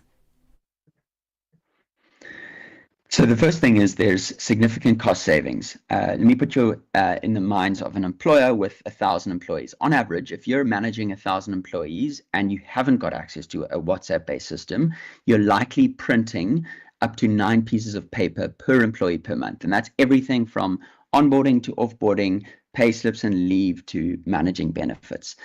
If GEM is introduced, we can reduce that 9 pieces of paper per employee down to 1 or 2 pieces of paper per employee. We haven't digitized everything yet, but we have digitized a majority of the HR processes required to connect you with your employer. That means that there are significant cost savings on the employer side. On the employee side, again, I want you to put yourself in the shoes of a customer. Put yourself in the shoes of a security guard who at the end of the month really wants access to his payslip, but to do so needs to wait in a line 3 or 4 days after payday to get a piece of paper that is his payslip. And when he gets that piece of paper and recognizes that last week Wednesday he's been underpaid for the 2 hours he worked overtime, he has to manually fill in a query, which then gets couriered to head office, only then to be returned 10 days later.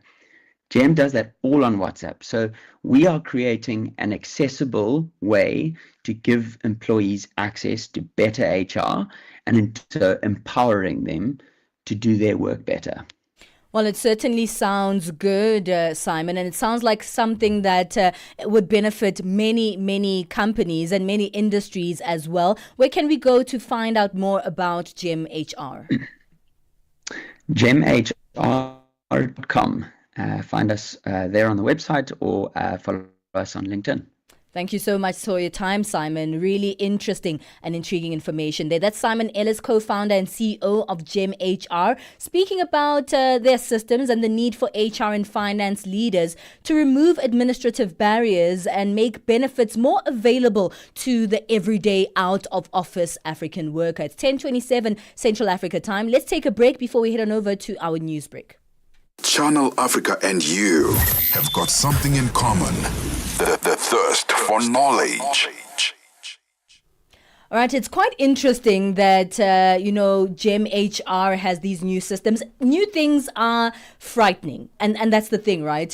Because the perception of these new systems is that it's going to be costly. I'm going to have to change my entire system that's worked for many, many years. And they have this new system in place that might benefit the workers, but might not benefit me as the employee. But as we heard from Simon, it actually will be cost saving in the long run. So it's not something to think about in the short term, but something more in the long run. Would this benefit you if you are a worker on the African continent? Do you think, this is exactly what I think should have been done all this time, especially if you're someone that we mentioned here, someone who doesn't work in the office? Maybe you're an artisan, maybe you're a cleaner, maybe you're a security guard, maybe you work at a fast food restaurant, like the examples that we've used, and you found it quite hard to actually access some of your HR systems in the current systems. Imagine just sending your invoice via WhatsApp. Hey, Mariki, that's our administrator. We love her a lot here at Channel Africa. Hey, Mariki. Hey, here's my invoice.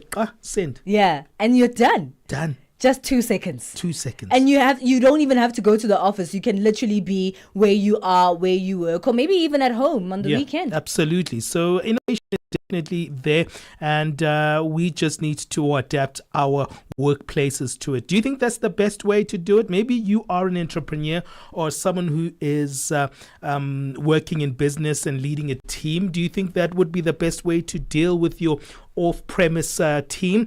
Give us your thoughts on that innovation. +2763 406 9126. +2763 406 9126. You can text us or voice note us there. We'd really love to hear from you. Hey, it's time for us to quickly move on and get our latest sports update. I've been watching a lot of the tennis lately. The Roland Garros have been very, very interesting. Seems like Alcaraz and Senna are people that are really dominating that space. I'm not saying that's going to be our next update in our sports, but I'm really interested in what's happening in the tennis right now. Let's find out what's happening in other sports. Sports on Channel Africa. The African perspective. Yes, Benjamin, we'll begin with rugby and then update you on the Roland Garros ongoing in Paris. The the president of the Nigeria Rugby Football Federation, NRFFT, Ademola Are, has confirmed that the sport will be reinstated at the 23rd National Sports Festival. After being controversially dropped from the ongoing 22nd National Sports Festival in Ogun State, rugby is poised to make a triumphant return at the next edition of the multi-sport event.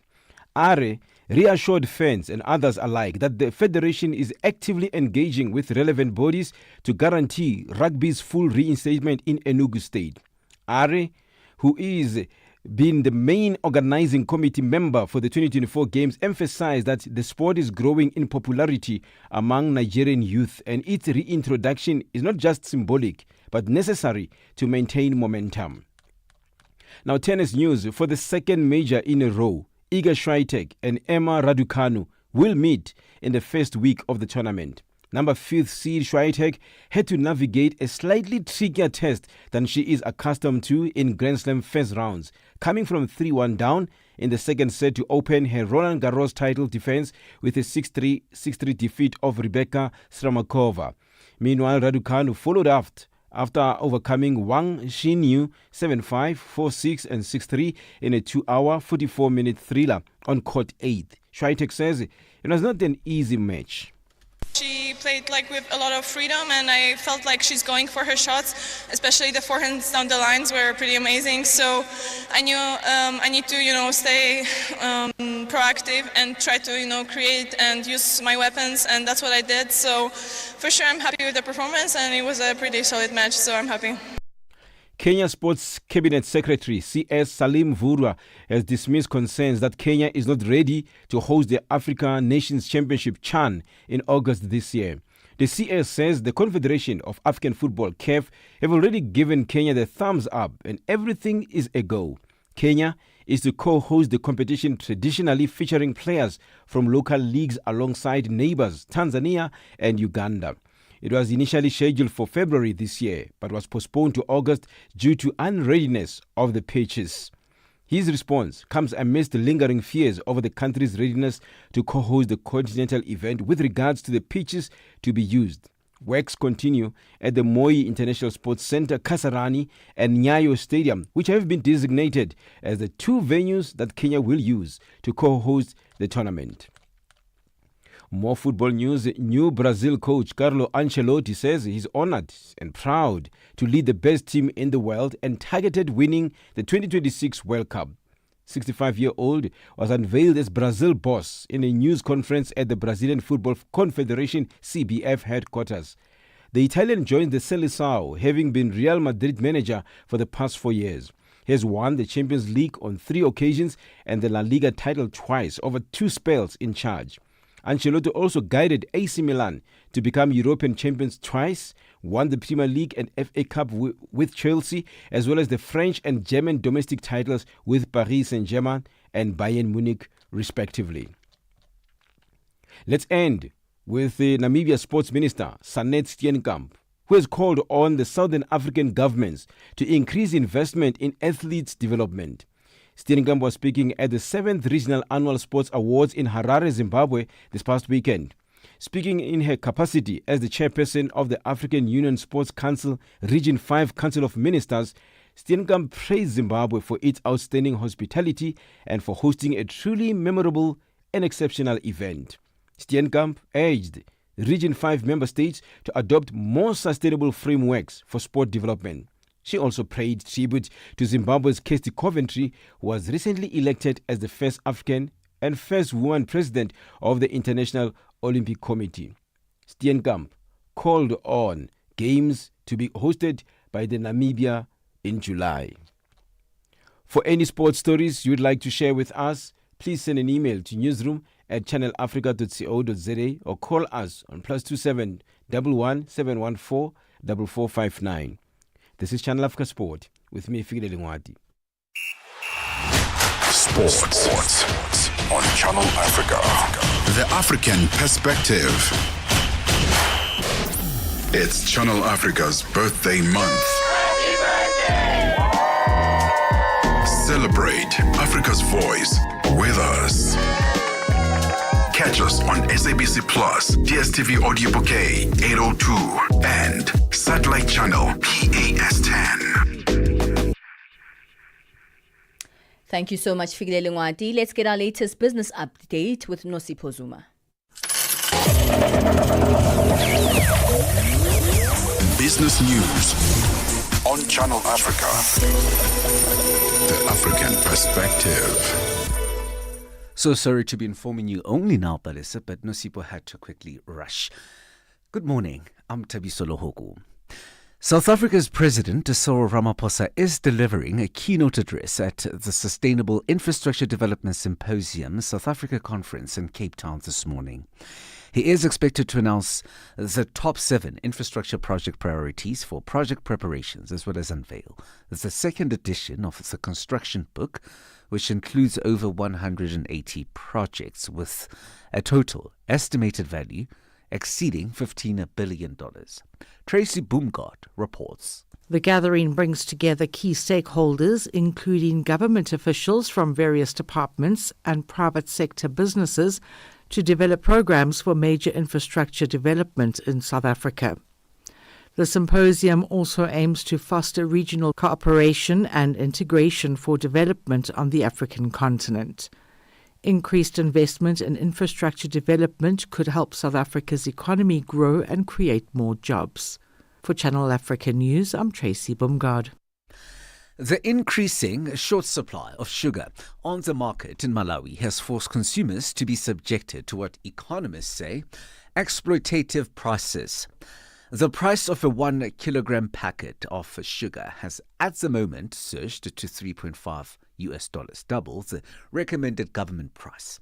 Surveys show that sugar vendors are selling the commodity at exorbitant prices due to a serious shortage and an alleged hoarding by some distributors.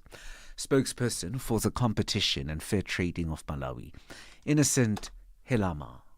Be informed that this week and of course next week, CFTC is collecting data on prices of basic household goods. This is actually aimed at establishing any excessive pricing conducts and take such traders to book. It is actually a violation of the Competition Fair Trading Act to increase prices unreasonably, such as exploitative or excessive pricing. The World Bank has cut Kenya's growth forecast for this year by 0.5 point from its initial prediction to 4.5%. This as the result of high levels of debt, high lending rates and a decline in private sector credit. Kenya, which is East Africa's biggest economy, has recorded robust annual growth rates, but high public debt, repayments, economic inequalities and questions on governance have curbed its performance. Meanwhile, Kenya's financial sector regulators are looking into a proposal that will require fund managers, investment banks and stockbrokers to make full disclosures of their clients whose funds are invested in corporate bonds. The fund managers currently pool together resources from several clients and make investments in corporate bonds as single investments, and usually in their name, without disclosing the identities of the investors. The regulators say this will ensure bondholders of collapsed or defaulting issuers receive maximum compensation. China and Hong Kong shares have fallen, weighed down by losses in the auto sector amid increased regulatory and consumer scrutiny.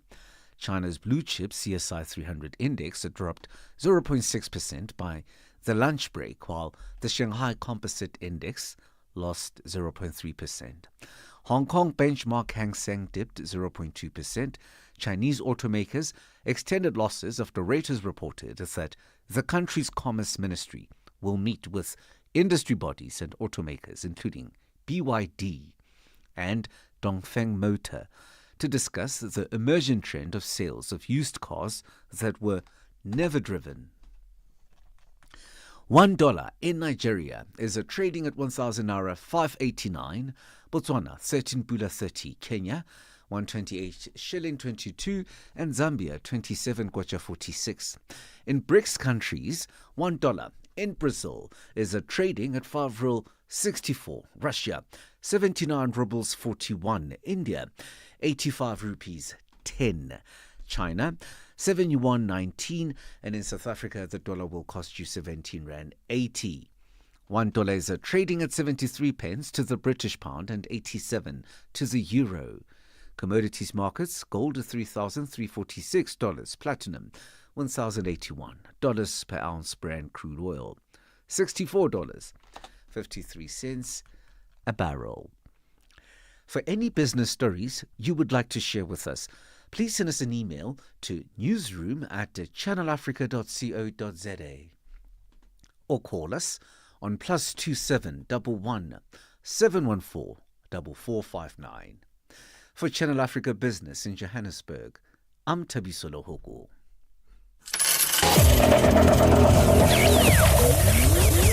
Business News on Channel Africa. The African Perspective. Mornings made better with Peter and Asanda on Rise and Shine, weekdays 6 till 9. A Mauritanian appeals court has this week handed down a 15-year prison sentence and a hefty $3 million fine to the country's former president Mohamed Ould Abdel Aziz for corruption, money laundering and illicit self-enrichment. The ruling upholds and escalates an earlier conviction from 2023, marking a significant moment in Mauritania's efforts to tackle high-level corruption. In terms of the country fighting corruption, I think this case shows the seriousness of the country in trying to fight corruption. There is substantial evidence that indicates to the fact that he was corrupt. These cases are always very difficult to then be able to balance whether they're not politically motivated and also balancing the rule of law. Nyasha Mpani, who's a project leader at the Institute for Justice and Reconciliation in South Africa. Mornings made better with Peter and Asanda on Rise and Shine. Get Channel Africa on DSTV Audio Bouquet. Channel 802. We are up. We are ready. We are on the move with Palesa and Benjamin Moshatama on Channel Africa.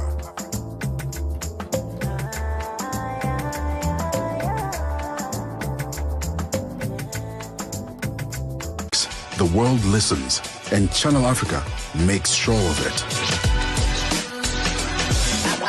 For business, for culture, for Africa. Partner with Channel Africa because Africa's voice is the future. Africa is a story, a living, breathing, ever-evolving masterpiece. And for over 5 decades now, one voice has told it like no other. Channel Africa. More than just a broadcaster, Channel Africa is the pulse of the continent, African-led, African-run, and deeply rooted in its heritage. It's the only international station that speaks to Africa in its own voices: English, Kiswahili, Chinyanja, French, and Portuguese. The languages that unite 1 billion people. We have been there through every shift, every milestone, and every triumph. Not just reporting history, but shaping the conversations that define Africa's future. For brands, media planning, and advertisers, Channel Africa is more than just a platform. It's an opportunity. With 25 compelling shows covering current affairs, sports, business, music, and lifestyle, we deliver an engaging Pan-African audience ready to connect, invest, and act. Multi-award winning, internationally recognized, digitally accessible across the globe. When Africa speaks, the world listens, and Channel Africa makes sure of it. For business, for culture, for Africa. Partner with Channel Africa because Africa's voice is the future. Africa is a story, a living, breathing, ever-evolving masterpiece. And for over 5 decades now, one voice has told it like no other. Channel Africa. More than just a broadcaster, Channel Africa is the pulse of the continent, African-led, African-run, and deeply rooted in its heritage. It's the only international station that speaks to Africa in its own voices: English, Kiswahili, Chinyanja, French, and Portuguese. The languages that unite 1 billion people. We have been there through every shift, every milestone, and every triumph. Not just reporting history, but shaping the conversations that define Africa's future. For brands, media planning, and advertisers, Channel Africa is more than just a platform. It's an opportunity. With 25 compelling shows covering current affairs, sports, business, music, and lifestyle, we deliver an engaging Pan-African audience ready to connect, invest, and act. Multi-award winning, internationally recognized, digitally accessible across the globe. When Africa speaks, the world listens, and Channel Africa makes sure of it. For business, for culture, for Africa. Partner with Channel Africa because Africa's voice is the future. Africa is a story, a living, breathing, ever-evolving masterpiece. And for over 5 decades now, one voice has told it like no other. Channel Africa. Listen, if I start to talk about how many subscriptions I have, I think it's a little bit embarrassing. So, okay, we're going to be chatting about subscriptions, right, in the next hour of the show. South African bank, Standard Bank, says that the majority of South Africans who are now have so many subscriptions that it's starting to eat into their disposable income. And the thing about these subscriptions, especially entertainment, social media, music subscriptions, which is also entertainment, seem like they're, little small amounts, but they all add up. They all add up at the end, right? So I have, I think 1, 2, I'm trying to count, 1, 2, 2, 3 entertainment subscriptions, right? The one that is my biggest amount, the only reason I have that one is because it plays a lot of football. It plays international football. And my son is a football fanatic. Sure. I can't wait. He must move out of the house so that I can get rid of that subscription. It's so expensive. Yeah. I don't like that, right? And then there's, the one that a lot of people have, Netflix. Of course, we know the movies and the series that people like to watch there. And then there's Showmax, which is also, connected to the other, but it's like the least one. I think I pay 50 Rand for that one, around 200 for the Netflix. And so those are entertainment. My son has his own subscription. The thing is, I can't say it's his own. He's got Spotify Premium because he doesn't want ads. He pays for it himself, but I'm paying it with my money because I give him an allowance and he pays it for himself. So I'm still paying for it, essentially. So there's that. What are you using on your phone as a music subscription?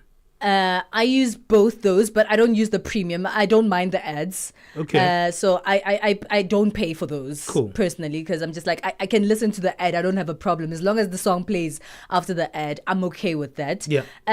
Luckily, there is another entertainment one, which is Prime Video, but I use my sister's subscription for that one. So my sister's gave me her password. So how many of your own do you have? So I have 3 entertainment, and then there's that music one from my son. So all in all, that's 4 subscriptions. Okay, wow, that's a lot. It is a lot. It is a lot. And it does add up. It does really add up. How many do you have? I don't have any right now. No ways. Yeah. Whose subscriptions are you using? Because I know you watch all these things. Yeah, exactly. Who's paying? Who's that's the paying thing. I use other people's subscriptions. That's the secret. That is the secret of it. So, I also want to get rid of my subscriptions, guys. If you have login details, I'm sure you have people in your life that have all these platforms. You just have to figure out who it is. That's what I did, because when I did make the calculations and I went through my statement, my bank statement was like, no man, these things actually I had a whole lot of them actually. And sometimes I actually go to those unwarranted websites to watch movies that I really want to watch. But look, it is what it is. These things are going to end up being free at some point. So I'm like, I need to find alternative ways that it doesn't chow me on my bank account. So I do use other people's subscriptions. And I only have one subscription, which is music, right? Which is a music app, but it's very minimal and it's not a premium subscription. And that's it. I don't have anything else. Yeah, I have way too many. I used to have a lot. Friends, if you're listening out there, friends and family, you guys have subscriptions, put me on so I can unsubscribe from mine because it's too much money. Yeah, there's so many people who have it and they only use one person per subscription.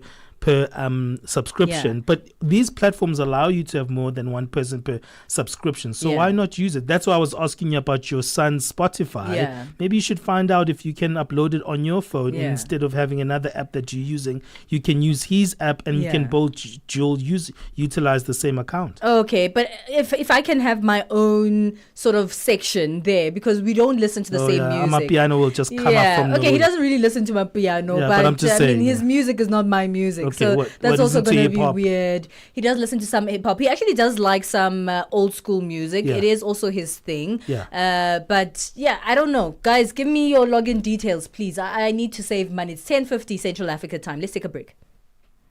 Vue d'Afrique avec Joël Mouteba. Alors peut-on considérer cette décision comme un désengagement durable des États-Unis vis-à-vis du développement africain ou s'agit-il d'un simple réalignement stratégique? Bon, ça peut être les deux à la fois. Donc, au lieu de donner de l'argent à la Banque africaine de développement pour partager en vrac, ils préfèrent maintenant donc cibler les pays partenaires en Afrique.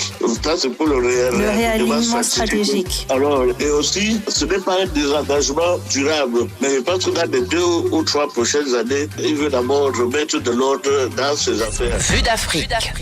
Du lundi au vendredi de 15h à 16h, temps universel. Call us on +27 63 406 9126 and contribute to the conversation.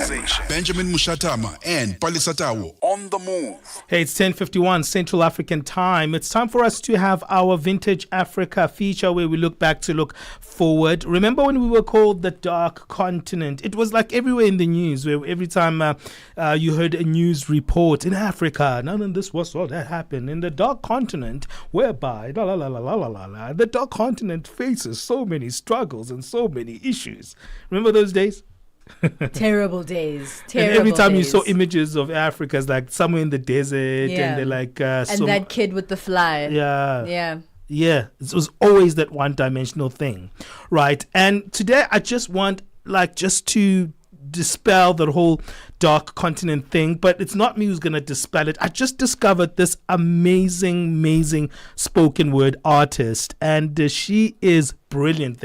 I found her on Instagram, right? Her name is Ivy Quake. She's from Nigeria, and she's been a spoken word poet from the year 2013. She's based in Lagos, Nigeria. She has this wonderful post where she really dismantles a lot of what people think about the African continent. And I think today's Vintage Africa is going to be a little bit more inspirational. Let's hear this, because I was really pumped up to be African. I was really kind of affirmed. I'm like, this is what we need to hear more as Africans.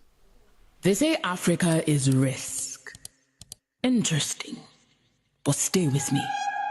You mean Lagos, where fintech rises before the sun? Or Joburg, where Charles LeBron didn't walk? Or Dakar, where rhythm breaks the rules? Risk? No.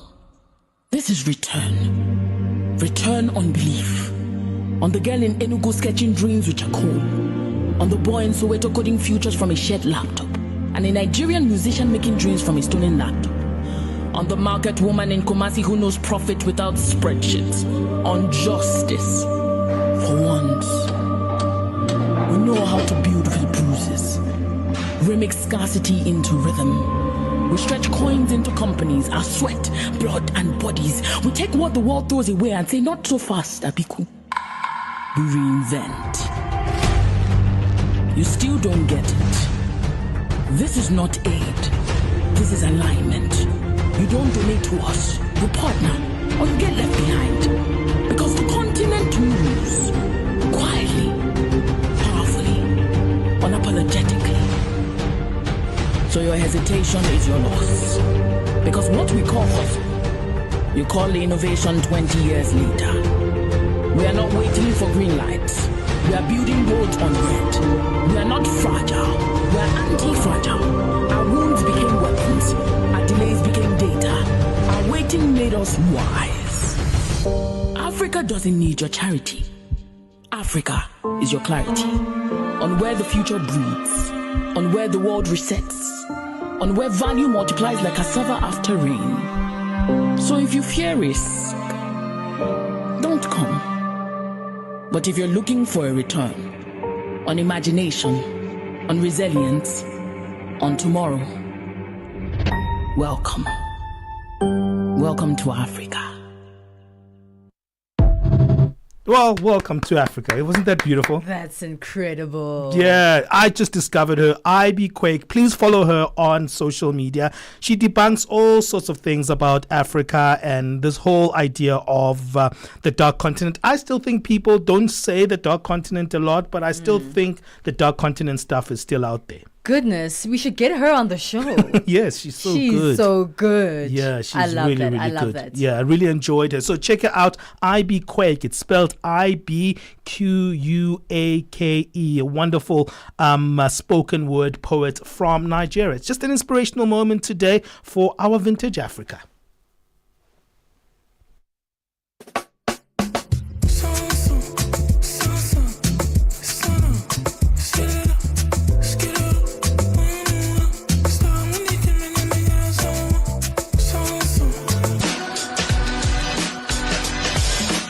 More than just a broadcaster, Channel Africa is the pulse of the continent. African-led, African-run, and deeply rooted in its heritage. It's the only international station that speaks to Africa in its own voices. English, Kiswahili, Chinyanja, French, and Portuguese. The languages that unite 1 billion people. We have been there through every shift, every milestone, and every triumph. Not just reporting history, but shaping the conversations that define Africa's future. For brands, media planning, and advertisers, Channel Africa is more than just a platform. It's an opportunity. With 25 compelling shows covering current affairs, sports, business, music, and lifestyle, we deliver an engaging Pan-African audience ready to connect, invest, and act. Multi-award winning, internationally recognized, digitally accessible across the globe. When Africa speaks, the world listens, and Channel Africa makes sure of it. For business, for culture, for Africa, partner with Channel Africa because Africa's voice is the future. Africa is a story. A living, breathing, ever-evolving masterpiece. And for over 5 decades now, one voice has told it like no other. Channel Africa. More than just a broadcaster, Channel Africa is the pulse of the continent. African-led, African-run, and deeply rooted in its heritage. It's the only international station that speaks to Africa in its own voices. English, Kiswahili, Chinyanja, French, and Portuguese. The languages that unite 1 billion people. We have been there through every shift, every milestone, and every triumph. Not just reporting history, but shaping the conversations that define Africa's future. For brands, media planning, and advertisers, Channel Africa is more than just a platform. It's an opportunity.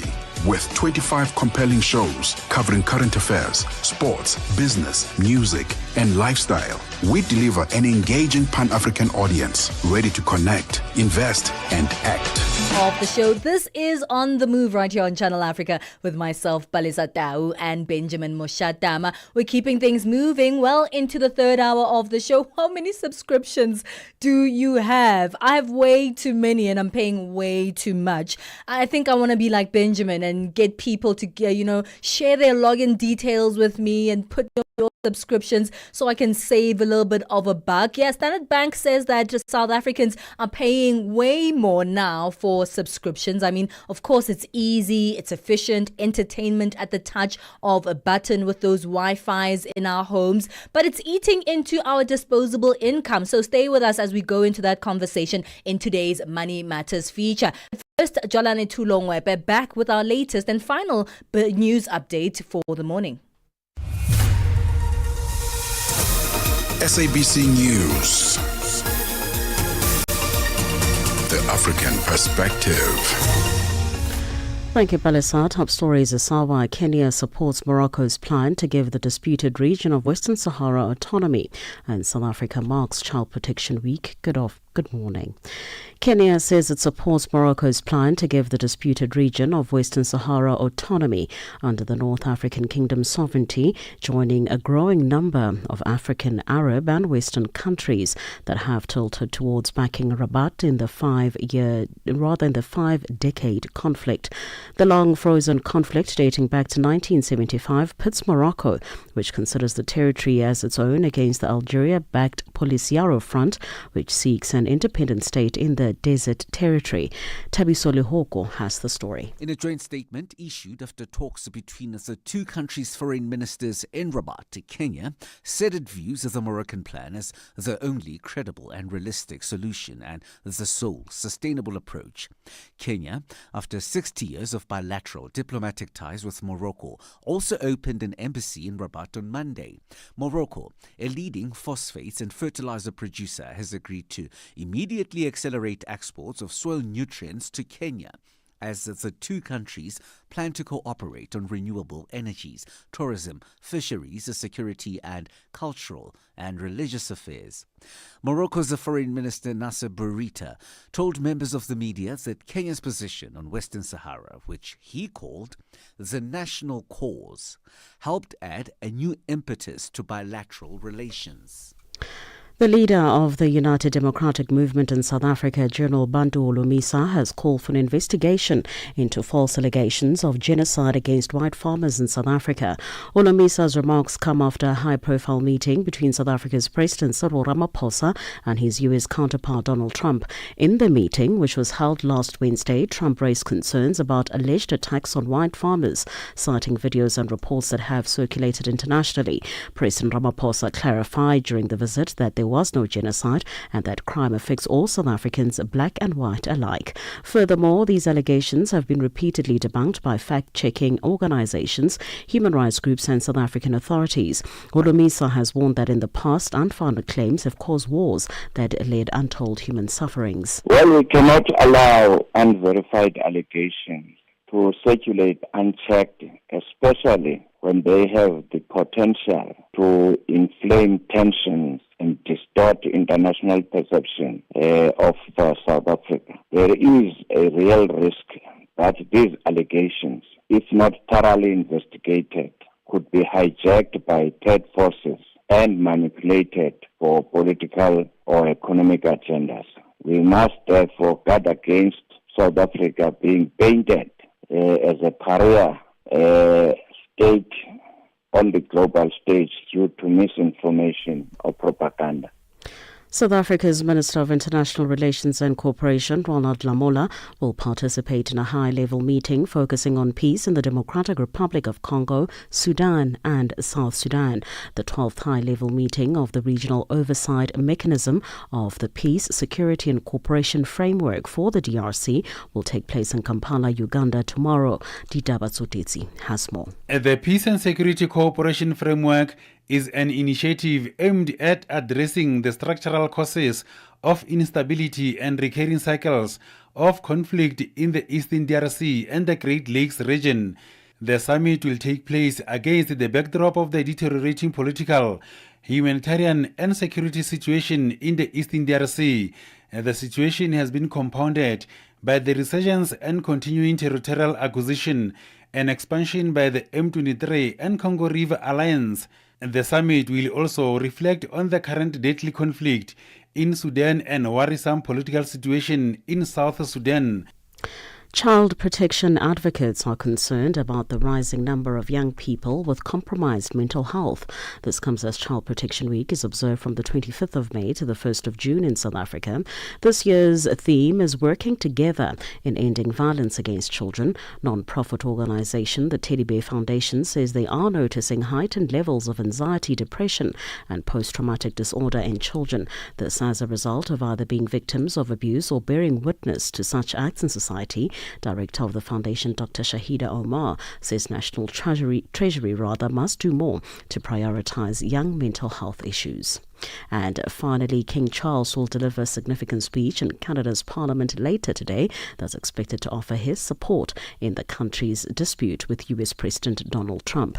The BBC's Daniela Ralph has the story. The speech from the throne is the centrepiece of the official opening of Parliament here. Most of the speech will focus on the legislative programme of Prime Minister Mark Carney's new government. But it's thought the King will include some personal touches in support of Canada's sovereignty as it faces a trade war and takeover threats from President Trump. Prime Minister Carney has described the King delivering the speech as an historic honour which matches the weight of our times.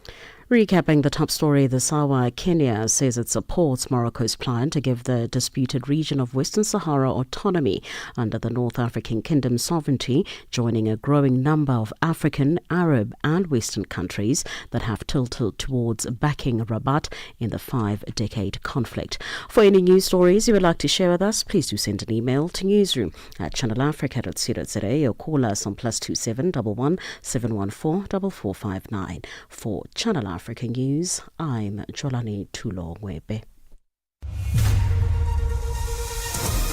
SABC News. The African Perspective.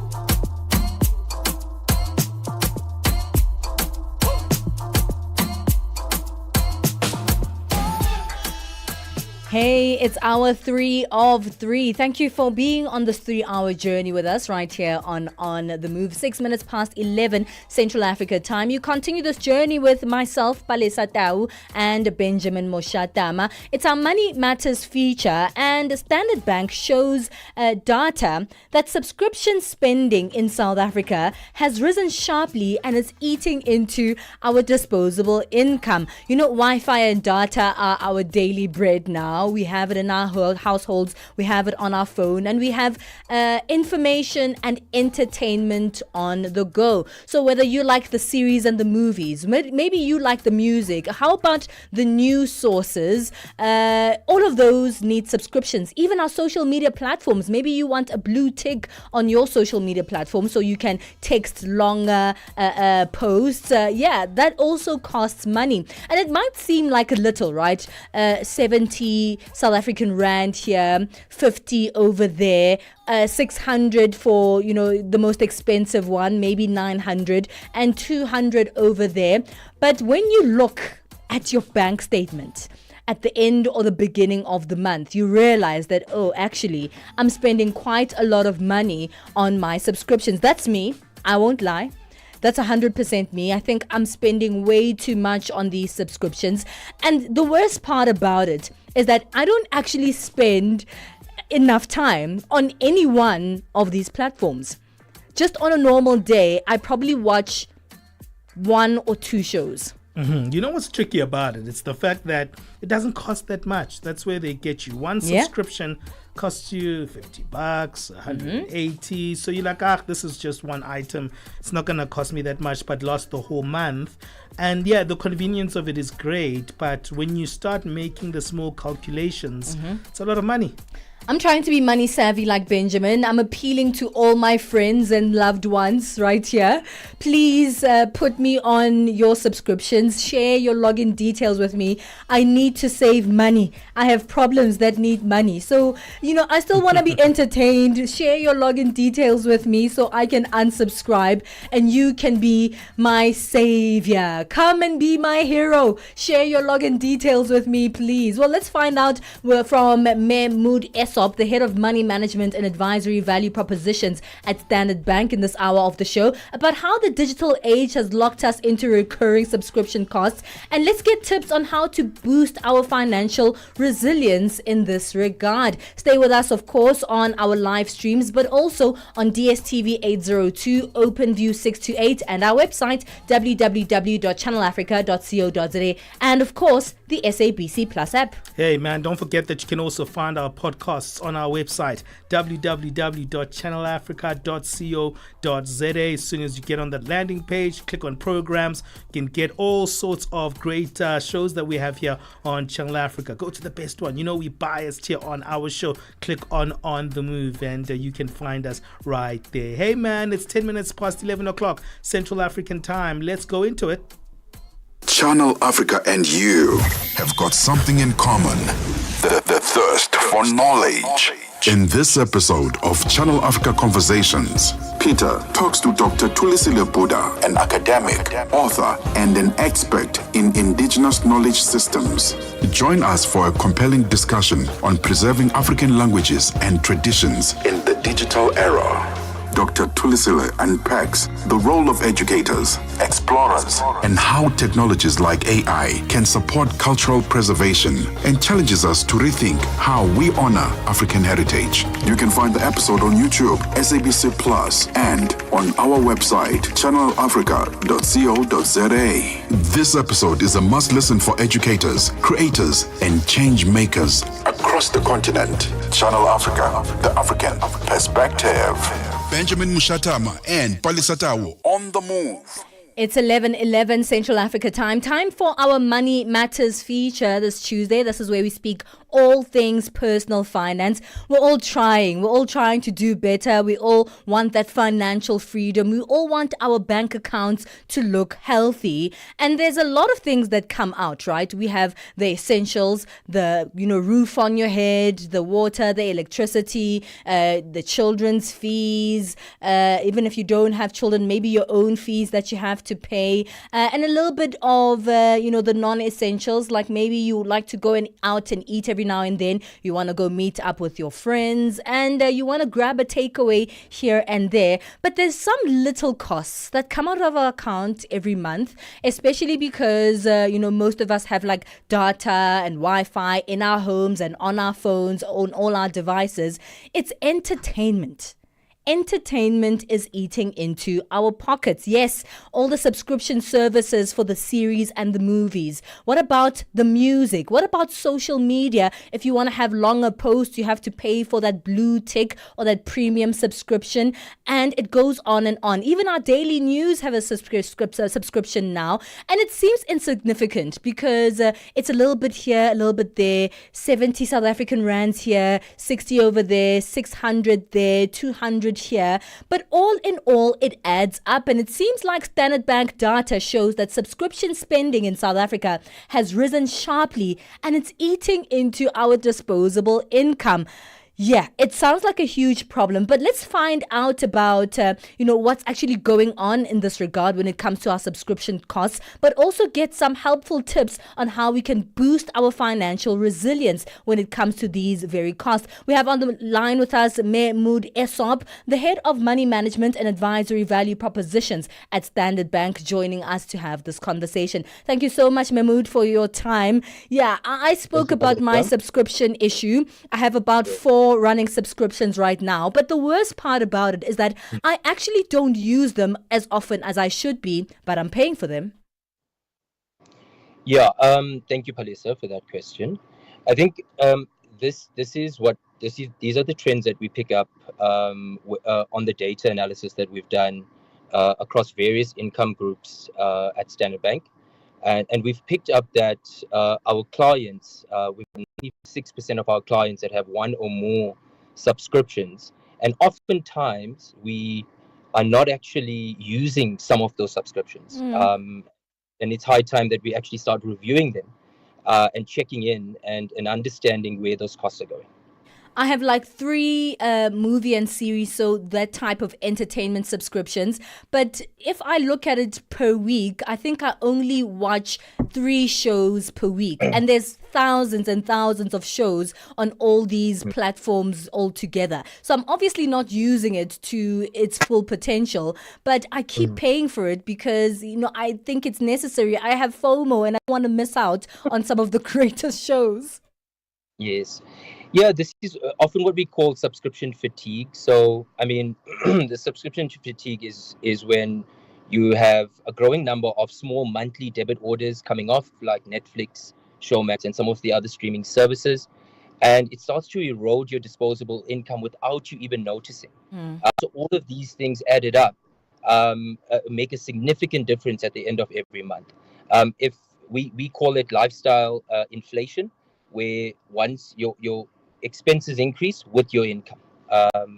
And so, it's a real problem that we are picking up. So tell us a little bit more about this latest data that speaks about subscription spending from Standard Bank. So what we've picked up is that it's almost called lifestyle inflation. So there's 2 things here. Lifestyle inflation is when your spending increases as your income increases, often without you even realizing it. So instead of saving more, you upgrade things like your car, your clothes, and in most instances, subscriptions. It's so easy to take up. What we've also picked up is that there's a difference in terms of men over 40 spending the most across all income categories, and that's around 11% more than what our than the female counterparts are spending. Still significant amounts, and what we've picked up through the data is that we are spending approximately 1,300 rand per month in the affluent segments, and that equates to around 15,900. Let's call it 16,000 rand per annum, and our female counterparts around 14,000 rand per annum. So it adds up as we take up these subscriptions. And that's the thing, isn't it, Mahmood? The fact that it feels like you're just getting something for $50 at one point, or let me get this other subscription for 150 South African rands, or hey, let me go to another thing online and get something for $2 that I can actually use via my phone. It's a cool thing to use as an app. But all these subscriptions, as you highlight, they actually incur a growth, and the amount when you actually put it in one category is actually a lot of money. Do you think that we should be aware of those small little amounts of subscriptions? Because I think it's because of that low cost of the subscription that we're very nonchalant about it. Yeah, 100%. Clients are not aware at all. The amounts are small, they're individual. 100 rand here, 200 rand there, they're deceptive. Most clients are shocked when they realize that they're spending well over 1,000 rand without noticing. What's also quite pertinent for us to note is that being multi-banked and credit cards play a big role in this. So what we witnessed was through specific transactional data, but through Google Play and through some of these other applications, you can add any card or banking facility to those for those debit orders. And so these subscriptions are tied to credit cards, PayPal, Google Play, etc. And so you don't often see where your money is going. And if you multi-banked, it's even worse, because you could have debit orders from different banking accounts, and it's all small debit orders which you don't often take note of. That is 100% true. But why does it matter? I mean, you say that it's eating into our disposable income, and want to say, well, yeah, that's what disposable income is for. I've paid for all my necessities, so it's okay for me to use, this money for the entertainment value I get from these. But what are the actual implications of this? So what we've been picking up is that a lot of the clients that or people in South Africa are not saving towards. We don't have a savings culture. We don't save towards emergencies and long-term goals. So that disposable income can go towards that. And what we've also picked up is that a lot of these clients don't actually have emergency savings as a very bare minimum. But we've got subscription costs that are increasing. And in the article, I think we put an illustration. If you just take, let's say, if I can give you an example, someone spending around 500 rand per month on subscription, and if you just cut that in half by 250 rand, over 5 years, depending on interest, you can actually earn or get back around 18,000 rand towards a goal or an investment that you want to save towards. So it's quite important to have a goal in mind, to seek out financial advice, and then obviously plan towards what is it that you can do with your disposable income. I see. All right, Mahmood, let's get a few more tips from you after our break. We need to go. We're speaking to Mahmood Esop, the head of money management and advisory value proposition at Standard Bank, speaking about how our subscriptions are actually, diving and eating from our disposable income, and we could do much better things with that. So let's be financially well and hear a little bit more from Mahmood after this break, and hear how we can actually fix this issue and have more of that disposable income towards our financial wellness. It's 20 minutes past 11 Central Africa time. My name is Neto, N-E-T-O Chamani. Osiatiko, Nengezimo, Mkhanju, Phandle kunjani moyani. Voko Tendele. Africa at Play, Asteleli Siashaya. Africa's velvet voice is in the house. Africa at Play is the place to be, where we speak all things sport and music, from the African continent to the rest of the world. We speak to your bundles of joy in sport, 12-year-olds and below, teenagers in sport. And we speak to elite athletes, administrators, coaches, and all the behind-the-scenes stakeholders of sport and music. Africa at Play, Asteleli Siashaya. Oh yeah, oh yeah, oh yeah. Hashtag on the move and connect with us. 20 minutes past 11 o'clock Central African time. You still listening to On the Move with myself, Benjamin Moshatama, and Palesa. It is our Money Matters feature that we continue on, and we're speaking to Mahmoud Isop, who is the head of money management and advisory value propositions at Standard Bank. We're speaking about just those costs. Man, it's not much, man. Just get that subscription, my friend, man. You know what? It's the best content all day, and it won't cost you that much, doesn't mean anything. And then you start subscribing everywhere, and then month end you're like, where did my money go? Man, it was only 100 rand. But all these things accumulate, especially when you are subscribing to so many different things. Hey, Mahmoud, you are a party pooper guy. You're spoiling the party for us, actually, because we love Netflix. It's a place for us all. We all congregate there, and we all talk about what we saw last night. It's kind of like the cool thing to do, Mahmoud.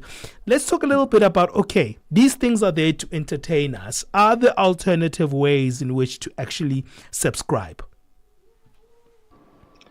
So I think if I can go to your initial point, you don't have to cancel everything, but you need to check in and you need to review your debit orders. And I think at least doing that every quarter or every 6 months, just check in with what subscriptions are going off and whether you actually need it. Yeah. Have you used it in the last few weeks or in the last month or so? And if not, then you can cancel it. And just check T's and C's in terms of the cancellation. But a lot of these are cancel on demand, so you can do that. Mm-hmm. And you can also use different ways to bundle some of these services. So you may have dependents that you've taken out subscriptions for. You can bundle those into family packages and then save on costs. The other way in which you can take a proactive steps in terms of fixing this is actually redirecting. So once you've freed up, what do you do with that extra cash flow? You redirect it into a savings account and you automate it. And that's really, really important, because then you're making your money work for you instead of you spending on things that you don't actively use. And then finally, use some of the budgeting tools that are out there in the market so that you can help keep track and also set reminders if you are going over your budget on certain things. Mm-hmm. And also, I like the fact that you say check up on your subscriptions, right? Because over time, you also see an increase in prices depending on inflation in different countries. I know with the US subscriptions, when they go through an inflation, it gets also imposed in the country where all the subscriptions are happening. So those subscription costs, rather, are something that you should keep on checking on because they're always being updated.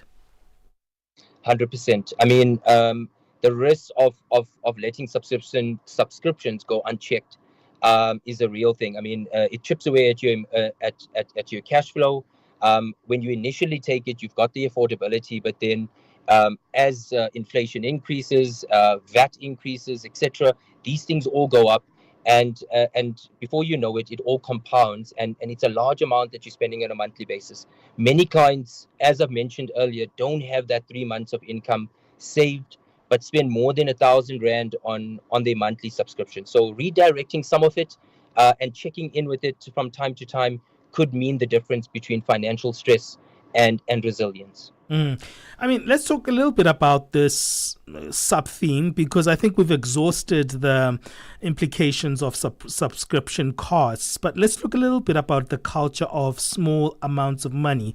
You know, I was speaking to a very close friend of mine, and I was saying, you know, it doesn't really matter how much you are saving. Just get on saving, you know, even if it's the smallest amount. People actually don't think and consider that 100 Rand. They think they have to, you know, save in large amounts and whatever. There's that culture that if you are going to save, it has to be a lot of money. But saving starts with the smallest amount that you can actually save up. Let's speak to that, because I think it is kind of another way of looking at this conversation in a more practical way, that these small amounts really can actually make a difference over the long term if you utilize them in a more positive saving way. Correct, 100% correct. So you do not need to start with large amounts to save or to save towards your goal. Everything lies in consistency and actually starting. So through the article, we put together, if you just redirect from a low income all the way to sort of the higher income segment, if you just redirect that 336 Rand in the lower income to a savings account, over a 12-year period, you could achieve 3 months of emergency savings. And that's without increasing it. That's without, adjusting with inflation or anything of that sort, just redirecting that 300 Rand. And in the higher income segment as well, very similar. If you redirect a portion of that or the 1,300 Rand, then you can achieve your 3 months of emergency savings in a period of 8 years. And that's also, once again, without adjusting. And I have given an example in previously where if you just cut out, if you have 500 Rand worth of subscription costs, and if you just use 50% of that, which is 250 Rand a month, you could achieve 18,000 Rand in 5 years. And these are for people like myself who don't have emergency savings, and you need to start proactively saving towards them on a monthly basis. Mm-hmm. And let's talk a little bit about that element of saving. If you do take these small costs or these small amounts and you put them in a saving plan, what is the best format? Where do you think those small amounts of saving can go to? Because some people also kind of feel like, man, I can just spend this money, or there's no real structure where this money is going to actually have a long-term impact for me. What would you suggest for these small amounts of saving ideas? Yeah, that's a good question. So if you look at all the banks across South Africa, they all offer entry-level savings accounts, on-demand savings accounts, and also notice deposits as well, that you can automate or create a debit order where you can automate your savings. And that is the best advice I can give, is that treat your savings as an expense, add it into your budgeting process. So even if it's 100 Rand or 50 Rand, you can start off from as little as that and then build it up as you free up cash flow. And as your income increases, you then start adjusting your savings. So automate your savings, treat it like an expense. And so it becomes part of that budgeting process and then comes off your account monthly without any human intervention. And I think once you add in that human intervention, then you always think of something else that you need to pay for or use on a weekend, for example. All right, that's been very, very helpful. Thank you so much, Party Pooper Mahmoud Esop.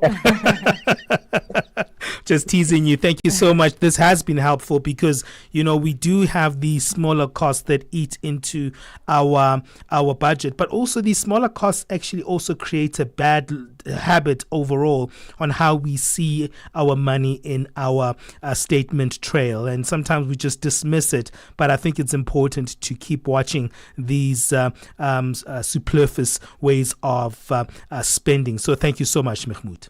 Thank you. Thank you for having me. That's Mahmoud Isop, who is the head of money management and advisory value propositions at Standard Bank. Is that a difficult one for you? Maybe like, no, I love my Netflix. How dare you tell me that I need to cancel it? Well, we're not saying cancel it. We're just saying value it. Look at it. Keep revisiting why you are subscribing to so many things. And over time, you'll find out that maybe you don't need all these subscriptions, and maybe you can utilize one instead of multiple ones, or maybe you can share the costs with friends when it comes to subscriptions. I don't think that's a bad idea. Well, it's 11:30 Central African time. Let's wrap up our morning sports.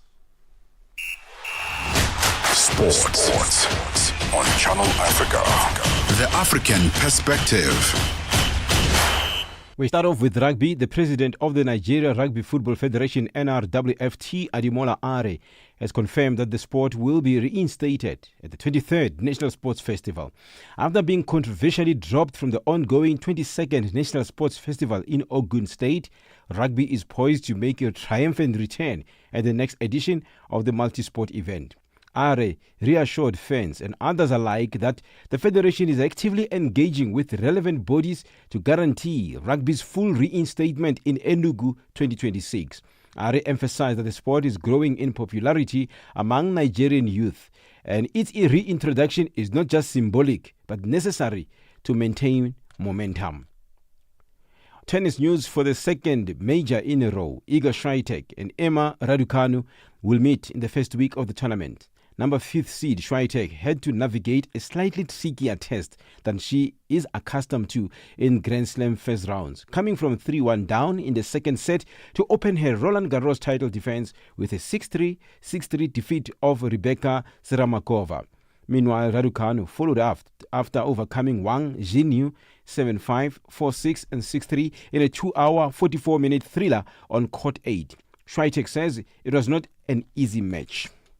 She played with a lot of freedom, and I felt like she's going for her shots, especially the forehands down the lines were pretty amazing. So I knew I need to stay proactive and try to create and use my weapons, and that's what I did. So for sure I'm happy with the performance, and it was a pretty solid match, so I'm happy.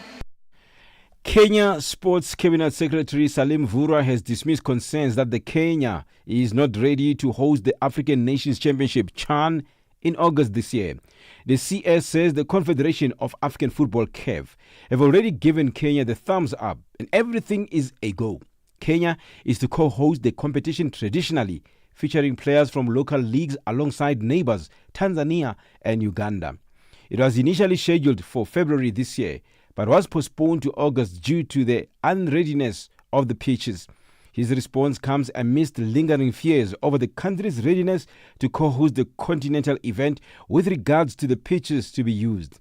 Works continue at the Moi International Sports Centre, Kasarani and Nyayo Stadium, which have been designated as the two venues that Kenya will use to co-host the tournament. And the South African women's national football team, Banyana Banyana, is grateful for the opportunities to play warm-up matches ahead of the defense of its Women's Africa Cup of Nations title in Morocco in July. Previously, there was an outcry from the team over a lack of opportunities ahead of major events. Banyana are in camp in Pretoria, preparing for their friendly international matches against Botswana and Zambia over the next week or so. And Captain Refilo Jane, who just returned from a long injury layoff, says the team is grateful for the warm-up matches. Over the years, there was a challenge of fully preparing for big tournaments, but this time around things have changed. Thanks to Sasol, thanks to Safa for helping and making sure that each and every FIFA window we get to play friendly games, we get to play tournaments and things of such. So that gives us, the team, a bit of time to gel in together, gives coaches time to see other players. So with all these games that we keep on getting, we try to build on them so that by the time the tournament comes, we are fully ready. New Brazil coach Carlo Ancelotti says he's honored and proud to lead the best team in the world and targeted winning the 2026 World Cup. The 65-year-old was unveiled as Brazil boss in a news conference at the Brazilian Football Confederation CBF headquarters. The Italian joins the Seleção, having been Real Madrid manager for the past 4 years. He has won the Champions League on 3 occasions and the La Liga title twice over 2 spells in charge. Ancelotti also guided AC Milan to become European champions twice, won the Premier League and FA Cup with Chelsea, as well as the French and German domestic titles with Paris Saint-Germain and Bayern Munich, respectively. For any sports stories you'd like to share with us, please send an email to newsroom@channelafrica.co.za or call us on +2711 714 4459. This is Channel Africa Sport with me, Fire Lingwati. Sports on Channel Africa. The African Perspective. Africa Update on Channel Africa with Lulu Kabu. Protesters in Ghana have accused the country's president of violating the constitution and interfering in the independence of the judiciary. Eric Mawena Egbeta, the opposition protesters are calling for the reinstatement of Tokonu. The presidency and the president and all of its spokespersons around the seat of government have had one narrative and one narrative only, that no constitutional breaches have occurred in the process up until now, which has resulted in the suspension of the Chief Justice. In fact, it does appear the government has already communicated to these protesters that we're not interested in having the Chief Justice return and fill her position until the determination of the matter. We believe that she must remain suspended for the investigations to take place, after which the final determination will inform whether or not she returns. Africa Update with Lulu Kabu, 12 to 1 p.m. Central African Time. Thank you so much, File Lingwati, for that sports update. Let's get our latest in business.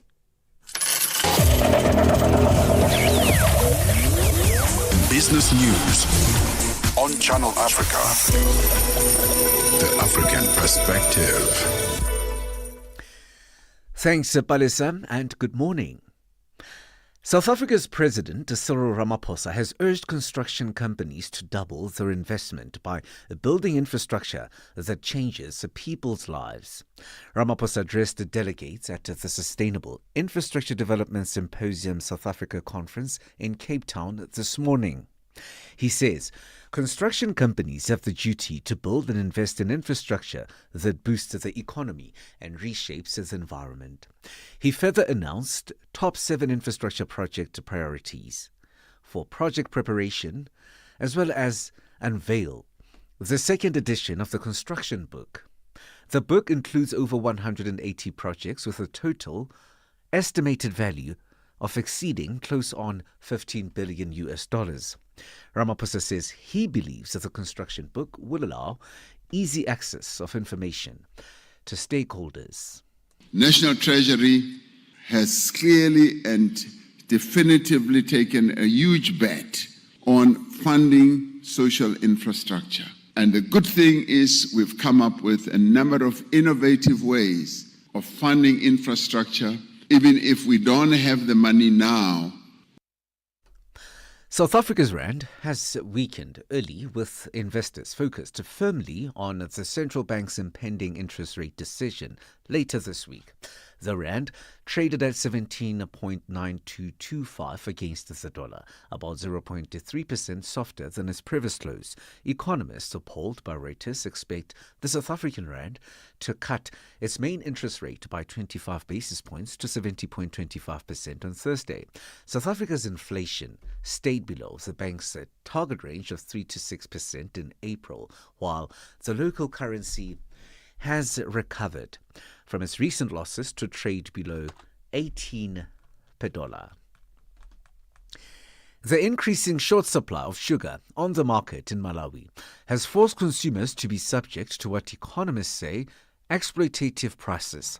The price of a 1 kilogram packet of sugar has at the moment surged to $3.5, double the recommended government price. Surveys show that sugar vendors are selling the commodity to exorbitant prices due to a serious shortage and an alleged hoarding by some distributors. Spokesperson for the Competition and Fair Trading of Malawi, Innocent Halema. be informed that this week and of course next week, CFTC is collecting data on prices of basic household goods. This is actually aimed at establishing any excessive pricing conducts and take such traders to book. It is actually a violation of the Competition Fair Trading Act to increase prices unreasonably, such as exploitative or excessive pricing. The World Bank has cut Kenya's growth forecast for this year by 0.5 point from its initial prediction to 4.5%. This as a result of high levels of debt, high lending rates and a decline in private sector credit. Kenya, which is East Africa's biggest economy, has recorded robust annual growth rates, but high public debt repayments, economic inequalities and questions on governance have curbed its performance. European shares have remained stable, supported by defense stocks after President Donald Trump threatened additional sanctions on Russia, though broader gains were restrained by ongoing caution over U.S. trade policy shifts. The continent-wide stocks 600 index held its ground at 551.53 points. The benchmark closed 1% higher in the previous session after Trump extended the tariff deadline on the European Union to the 9th of July. $1 in Nigeria is trading at 1,000 naira 589. Botswana 13 pula 30, Kenya 128 shilling 22, and Zambia 27 kwacha 46. The BRICS countries in Brazil, the dollar there will cost you 5 ruble 64, Russia 79 rubles 41, India 85 rupees 10, China 7 yuan 19, and in South Africa the dollar will cost you 18 rand 80. $1 is trading at 73 pence to the British pound and 87 to the euro. Gold is trading at $3,346, platinum $1,081 per ounce, Brent crude oil $64.53 a barrel. For any business stories you would like to share with us, please send us an email to newsroom@channelafrica.co.za or call us on +27 11 714 4459. For Channel Africa Business in Johannesburg, I'm Tabisolo Hogo.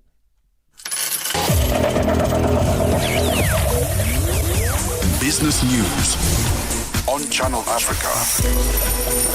The African perspective. Start your day right with Channel Africa Breakfast. That smells delicious. Live 5 days a week. Celebrate unity, progress, and pride with Channel Africa this Africa Month. Nowhere be like Africa, nowhere be like home. What? Madapiri gives us some life. Zochi Tika, 7 till 8 p.m. Mariamo Kumalo comes in 8 till 9. We get some useful knowledge. Kalodiscopia, 9 till 10. We take a look in Africa and beyond. Africa World Hour with Sipiso Makwetla. And we close it up with some love. The Hotlines with Shailen Dikumana, 10 till 12 p.m. on Channel Africa. Across borders, across time zones, on air, online. This is Channel Africa. Africa has a voice, and that voice is Channel Africa. It keeps you in motion, speaking, singing, questioning, rising. Wake up with Rise and Shine 6 till 9. Peter and Asanda as they bring you breaking news, sharp analysis, and the voices that shape the day. At mid-morning, we get on the move with Palesa and Benjamin, digging into the African lifestyle, people, and the things that make multi-award winning, internationally recognized, digitally accessible across the globe. When Africa speaks, the world listens, and Channel Africa makes sure of it. Africa Smile. 12 till 1, Africa Update with Lulu Kabu. Getting in-depth, powerful stories, and the perspective you won't hear anywhere else. The Upside, 1 till 4, live and real with Tepu Kholikweleni and Nompumelelo Ngubeni. Tame Ngubeni talks money, Africa in business, 4 till 5 p.m. 5 till 6, we put on a little bit more color. Vue d'Afrique with Joël Moteba. We go to East and Central Africa. and find Darubinia Africa with I Am Shakif. Madapiri gives us some life. Zochitika, 7 till 8 p.m. For business, for culture, for Africa. Partner with Channel Africa because Africa's voice is the future. Africa is a story, a living, breathing, ever-evolving masterpiece. Remo Kumalo comes in 8 till 9. We get some useful knowledge. Kalodiscopia. 9 till 10. We take a look in Africa and beyond. Africa World Hour with Sipiso Magwedet. For over 5 decades now, one voice has told it like no other. Channel Africa. More than just a broadcaster, Channel Africa is the pulse of the continent. African-led, African-run, and deeply rooted in its heritage. It's the only international station that speaks to Africa in its own voices. English, Kiswahili. And we close it up with some love.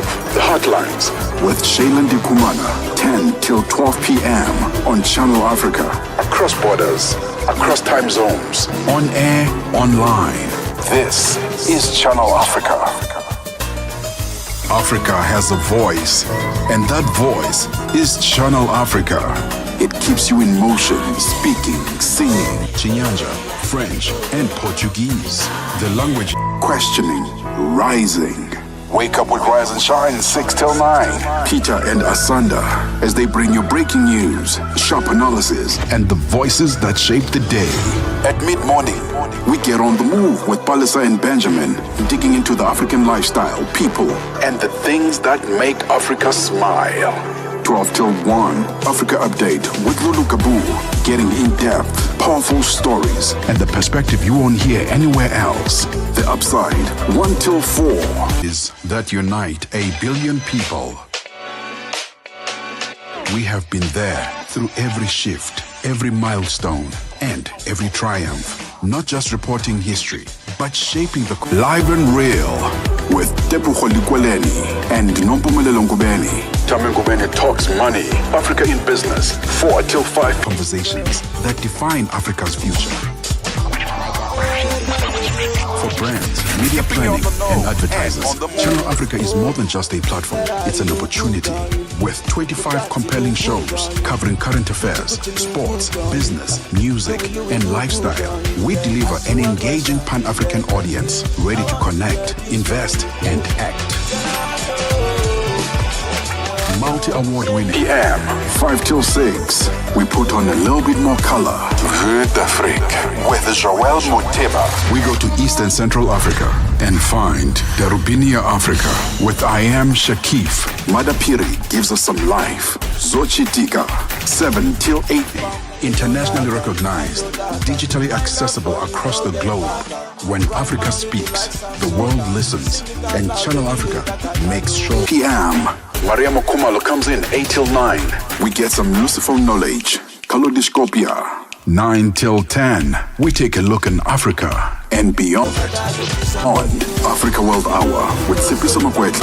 And we close it up with some love. The Hotlines with Shailen Dikumana, 10 till 12. For business, for culture, for Africa. Partner with Channel Africa because Africa's voice is PM on Channel Africa. Across borders, across time zones, on air, online. This is Channel Africa. The future. Africa is a story. A living, breathing, ever-evolving masterpiece. And for over 5 Africa has a voice. And that voice is Channel Africa. In decades now, one voice has told it like no other. Channel Africa. More than just a broadcaster, Channel Africa is the pulse of the continent. African-led, African-run, and deeply rooted in its heritage. It's the only international station that speaks to Africa. Keeps you in motion, speaking, singing, questioning, rising. Wake up with Rise in its own voices. English, Kiswahili, Chinyanja, French, and Portuguese. Shine 6 till 9. Peter and Asanda, as they bring you breaking news, sharp analysis, and the voices that shape the day. At mid-morning, we get on the move with Palesa and Benjamin, digging into the African lifestyle, people, and the things that make Africa smile. The languages that unite. 12 till 1, Africa Update with Lulu Kabu, getting in-depth, powerful stories, and the perspective you won't hear anywhere else. The Upside, Hey, this is 1 Tech till Notes 4, with a title live and real, with Debucho Likweleni and Either way, Papa Wemba came through on that one. It's 11:49 Central Africa time. Really great conversations. Are you cancelling your subscriptions? I don't know. I'm going to think about it. I think I need to take a deeper look into my financial statement and see what I need and what I don't. And hopefully we can save a buck or two by doing that. What are your subscriptions? Let us know. How many do you have? And are you going to cut down on some of those? Well, let us know. We are at Channel Africa 1, #on the move. Zilipendwa na Abedi Jean de la Croix. Uzuri na ukubwa wa kazi yako unatokana na nini? Kwanza kabisa ni kujifunza vitu mbalimbali, lakini pia kuvaa uhalisia wa jamii kile inachopitia, kujifunza vitu vipya, lakini pia kufanya mazoezi na kumshirikisha Mungu katika career yangu ya muziki. Bila shaka. Je, management na wadhamini vile vile wana nafasi kubwa au wana nafasi gani katika mafanikio yako kikazi? Niseme labda wana asilimia 99 katika mafanikio ya muziki wangu, management au mabosi wangu.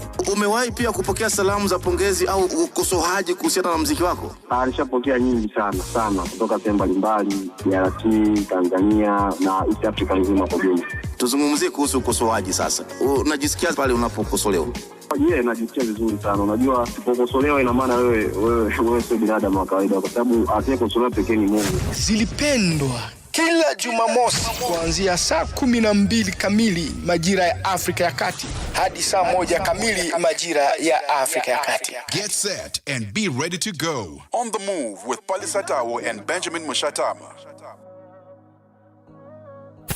Keeping you on the know and on the move.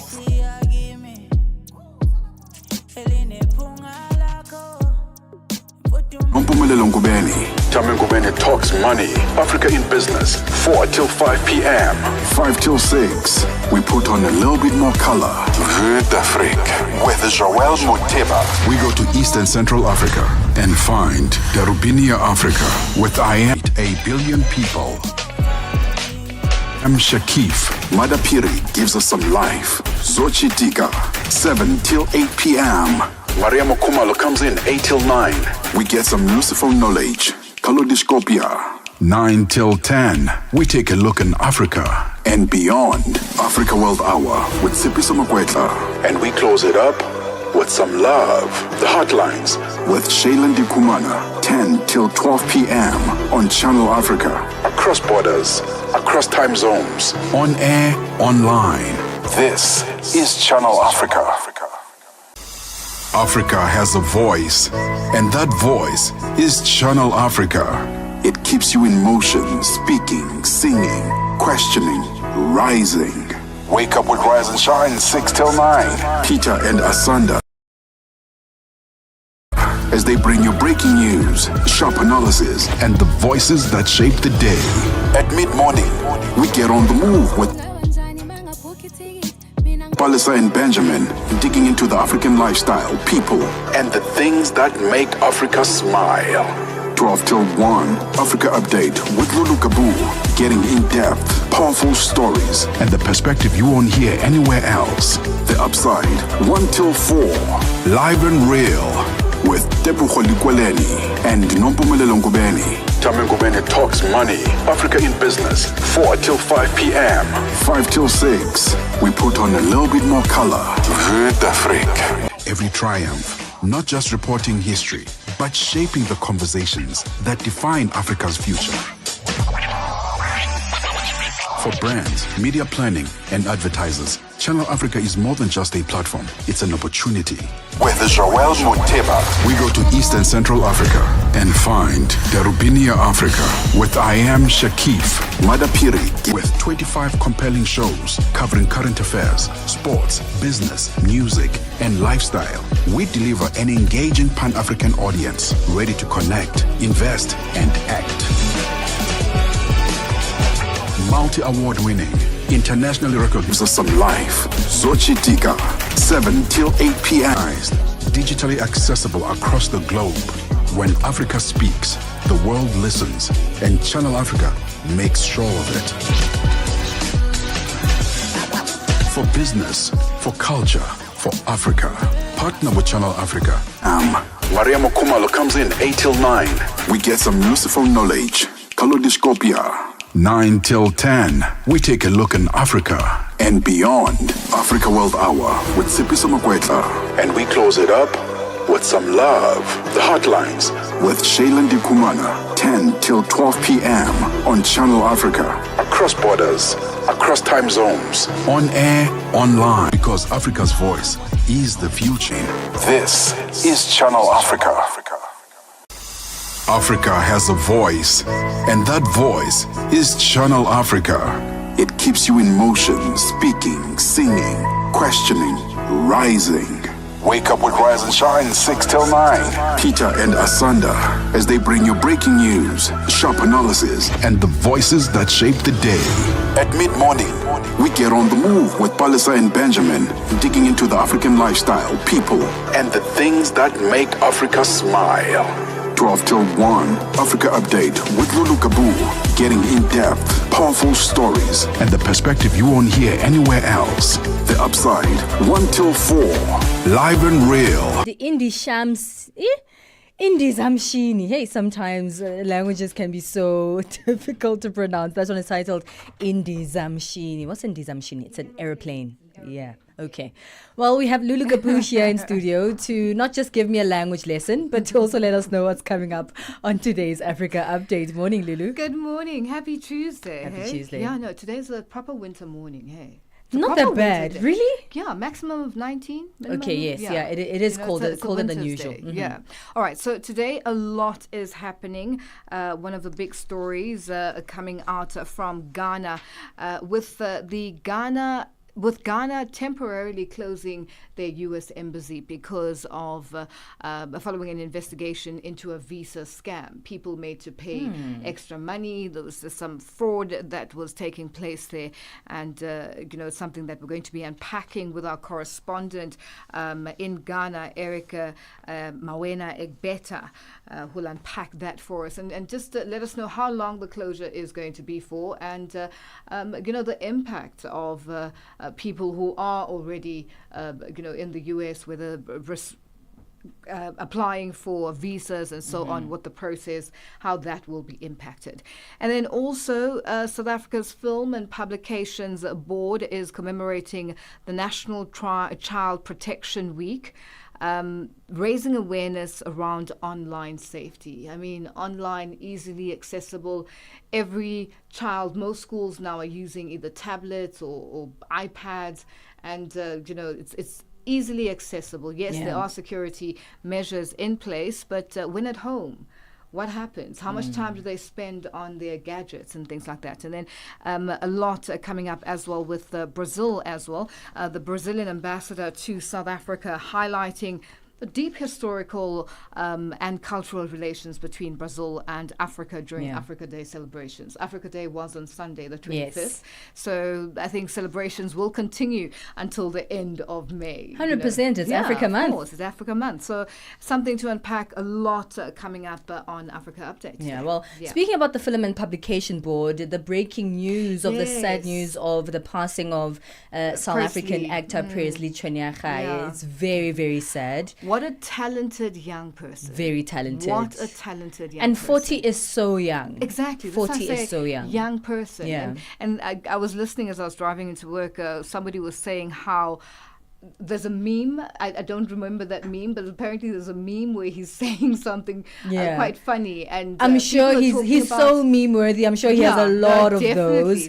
And I mean, Grammy Award winning, by the way, for his 2005 film Tsotsi. And he had just got a breakaway series from one called The River into his own, with him being a lead called Kobrizi. So it's quite unfortunate.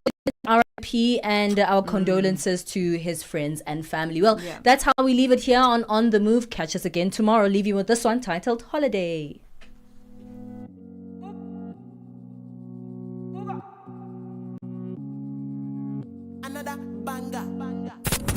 you on the know and on the move. First you go be the bad guy, then you With Tepuho Likweleni and Nompumelelo Ngubeni. Tame Ngubeni talks money. Africa in Business. 4 till 5 p.m. 5 till 6. We put on a little bit more color. Vue d'Afrique with Joël Moteba. We go to Eastern Central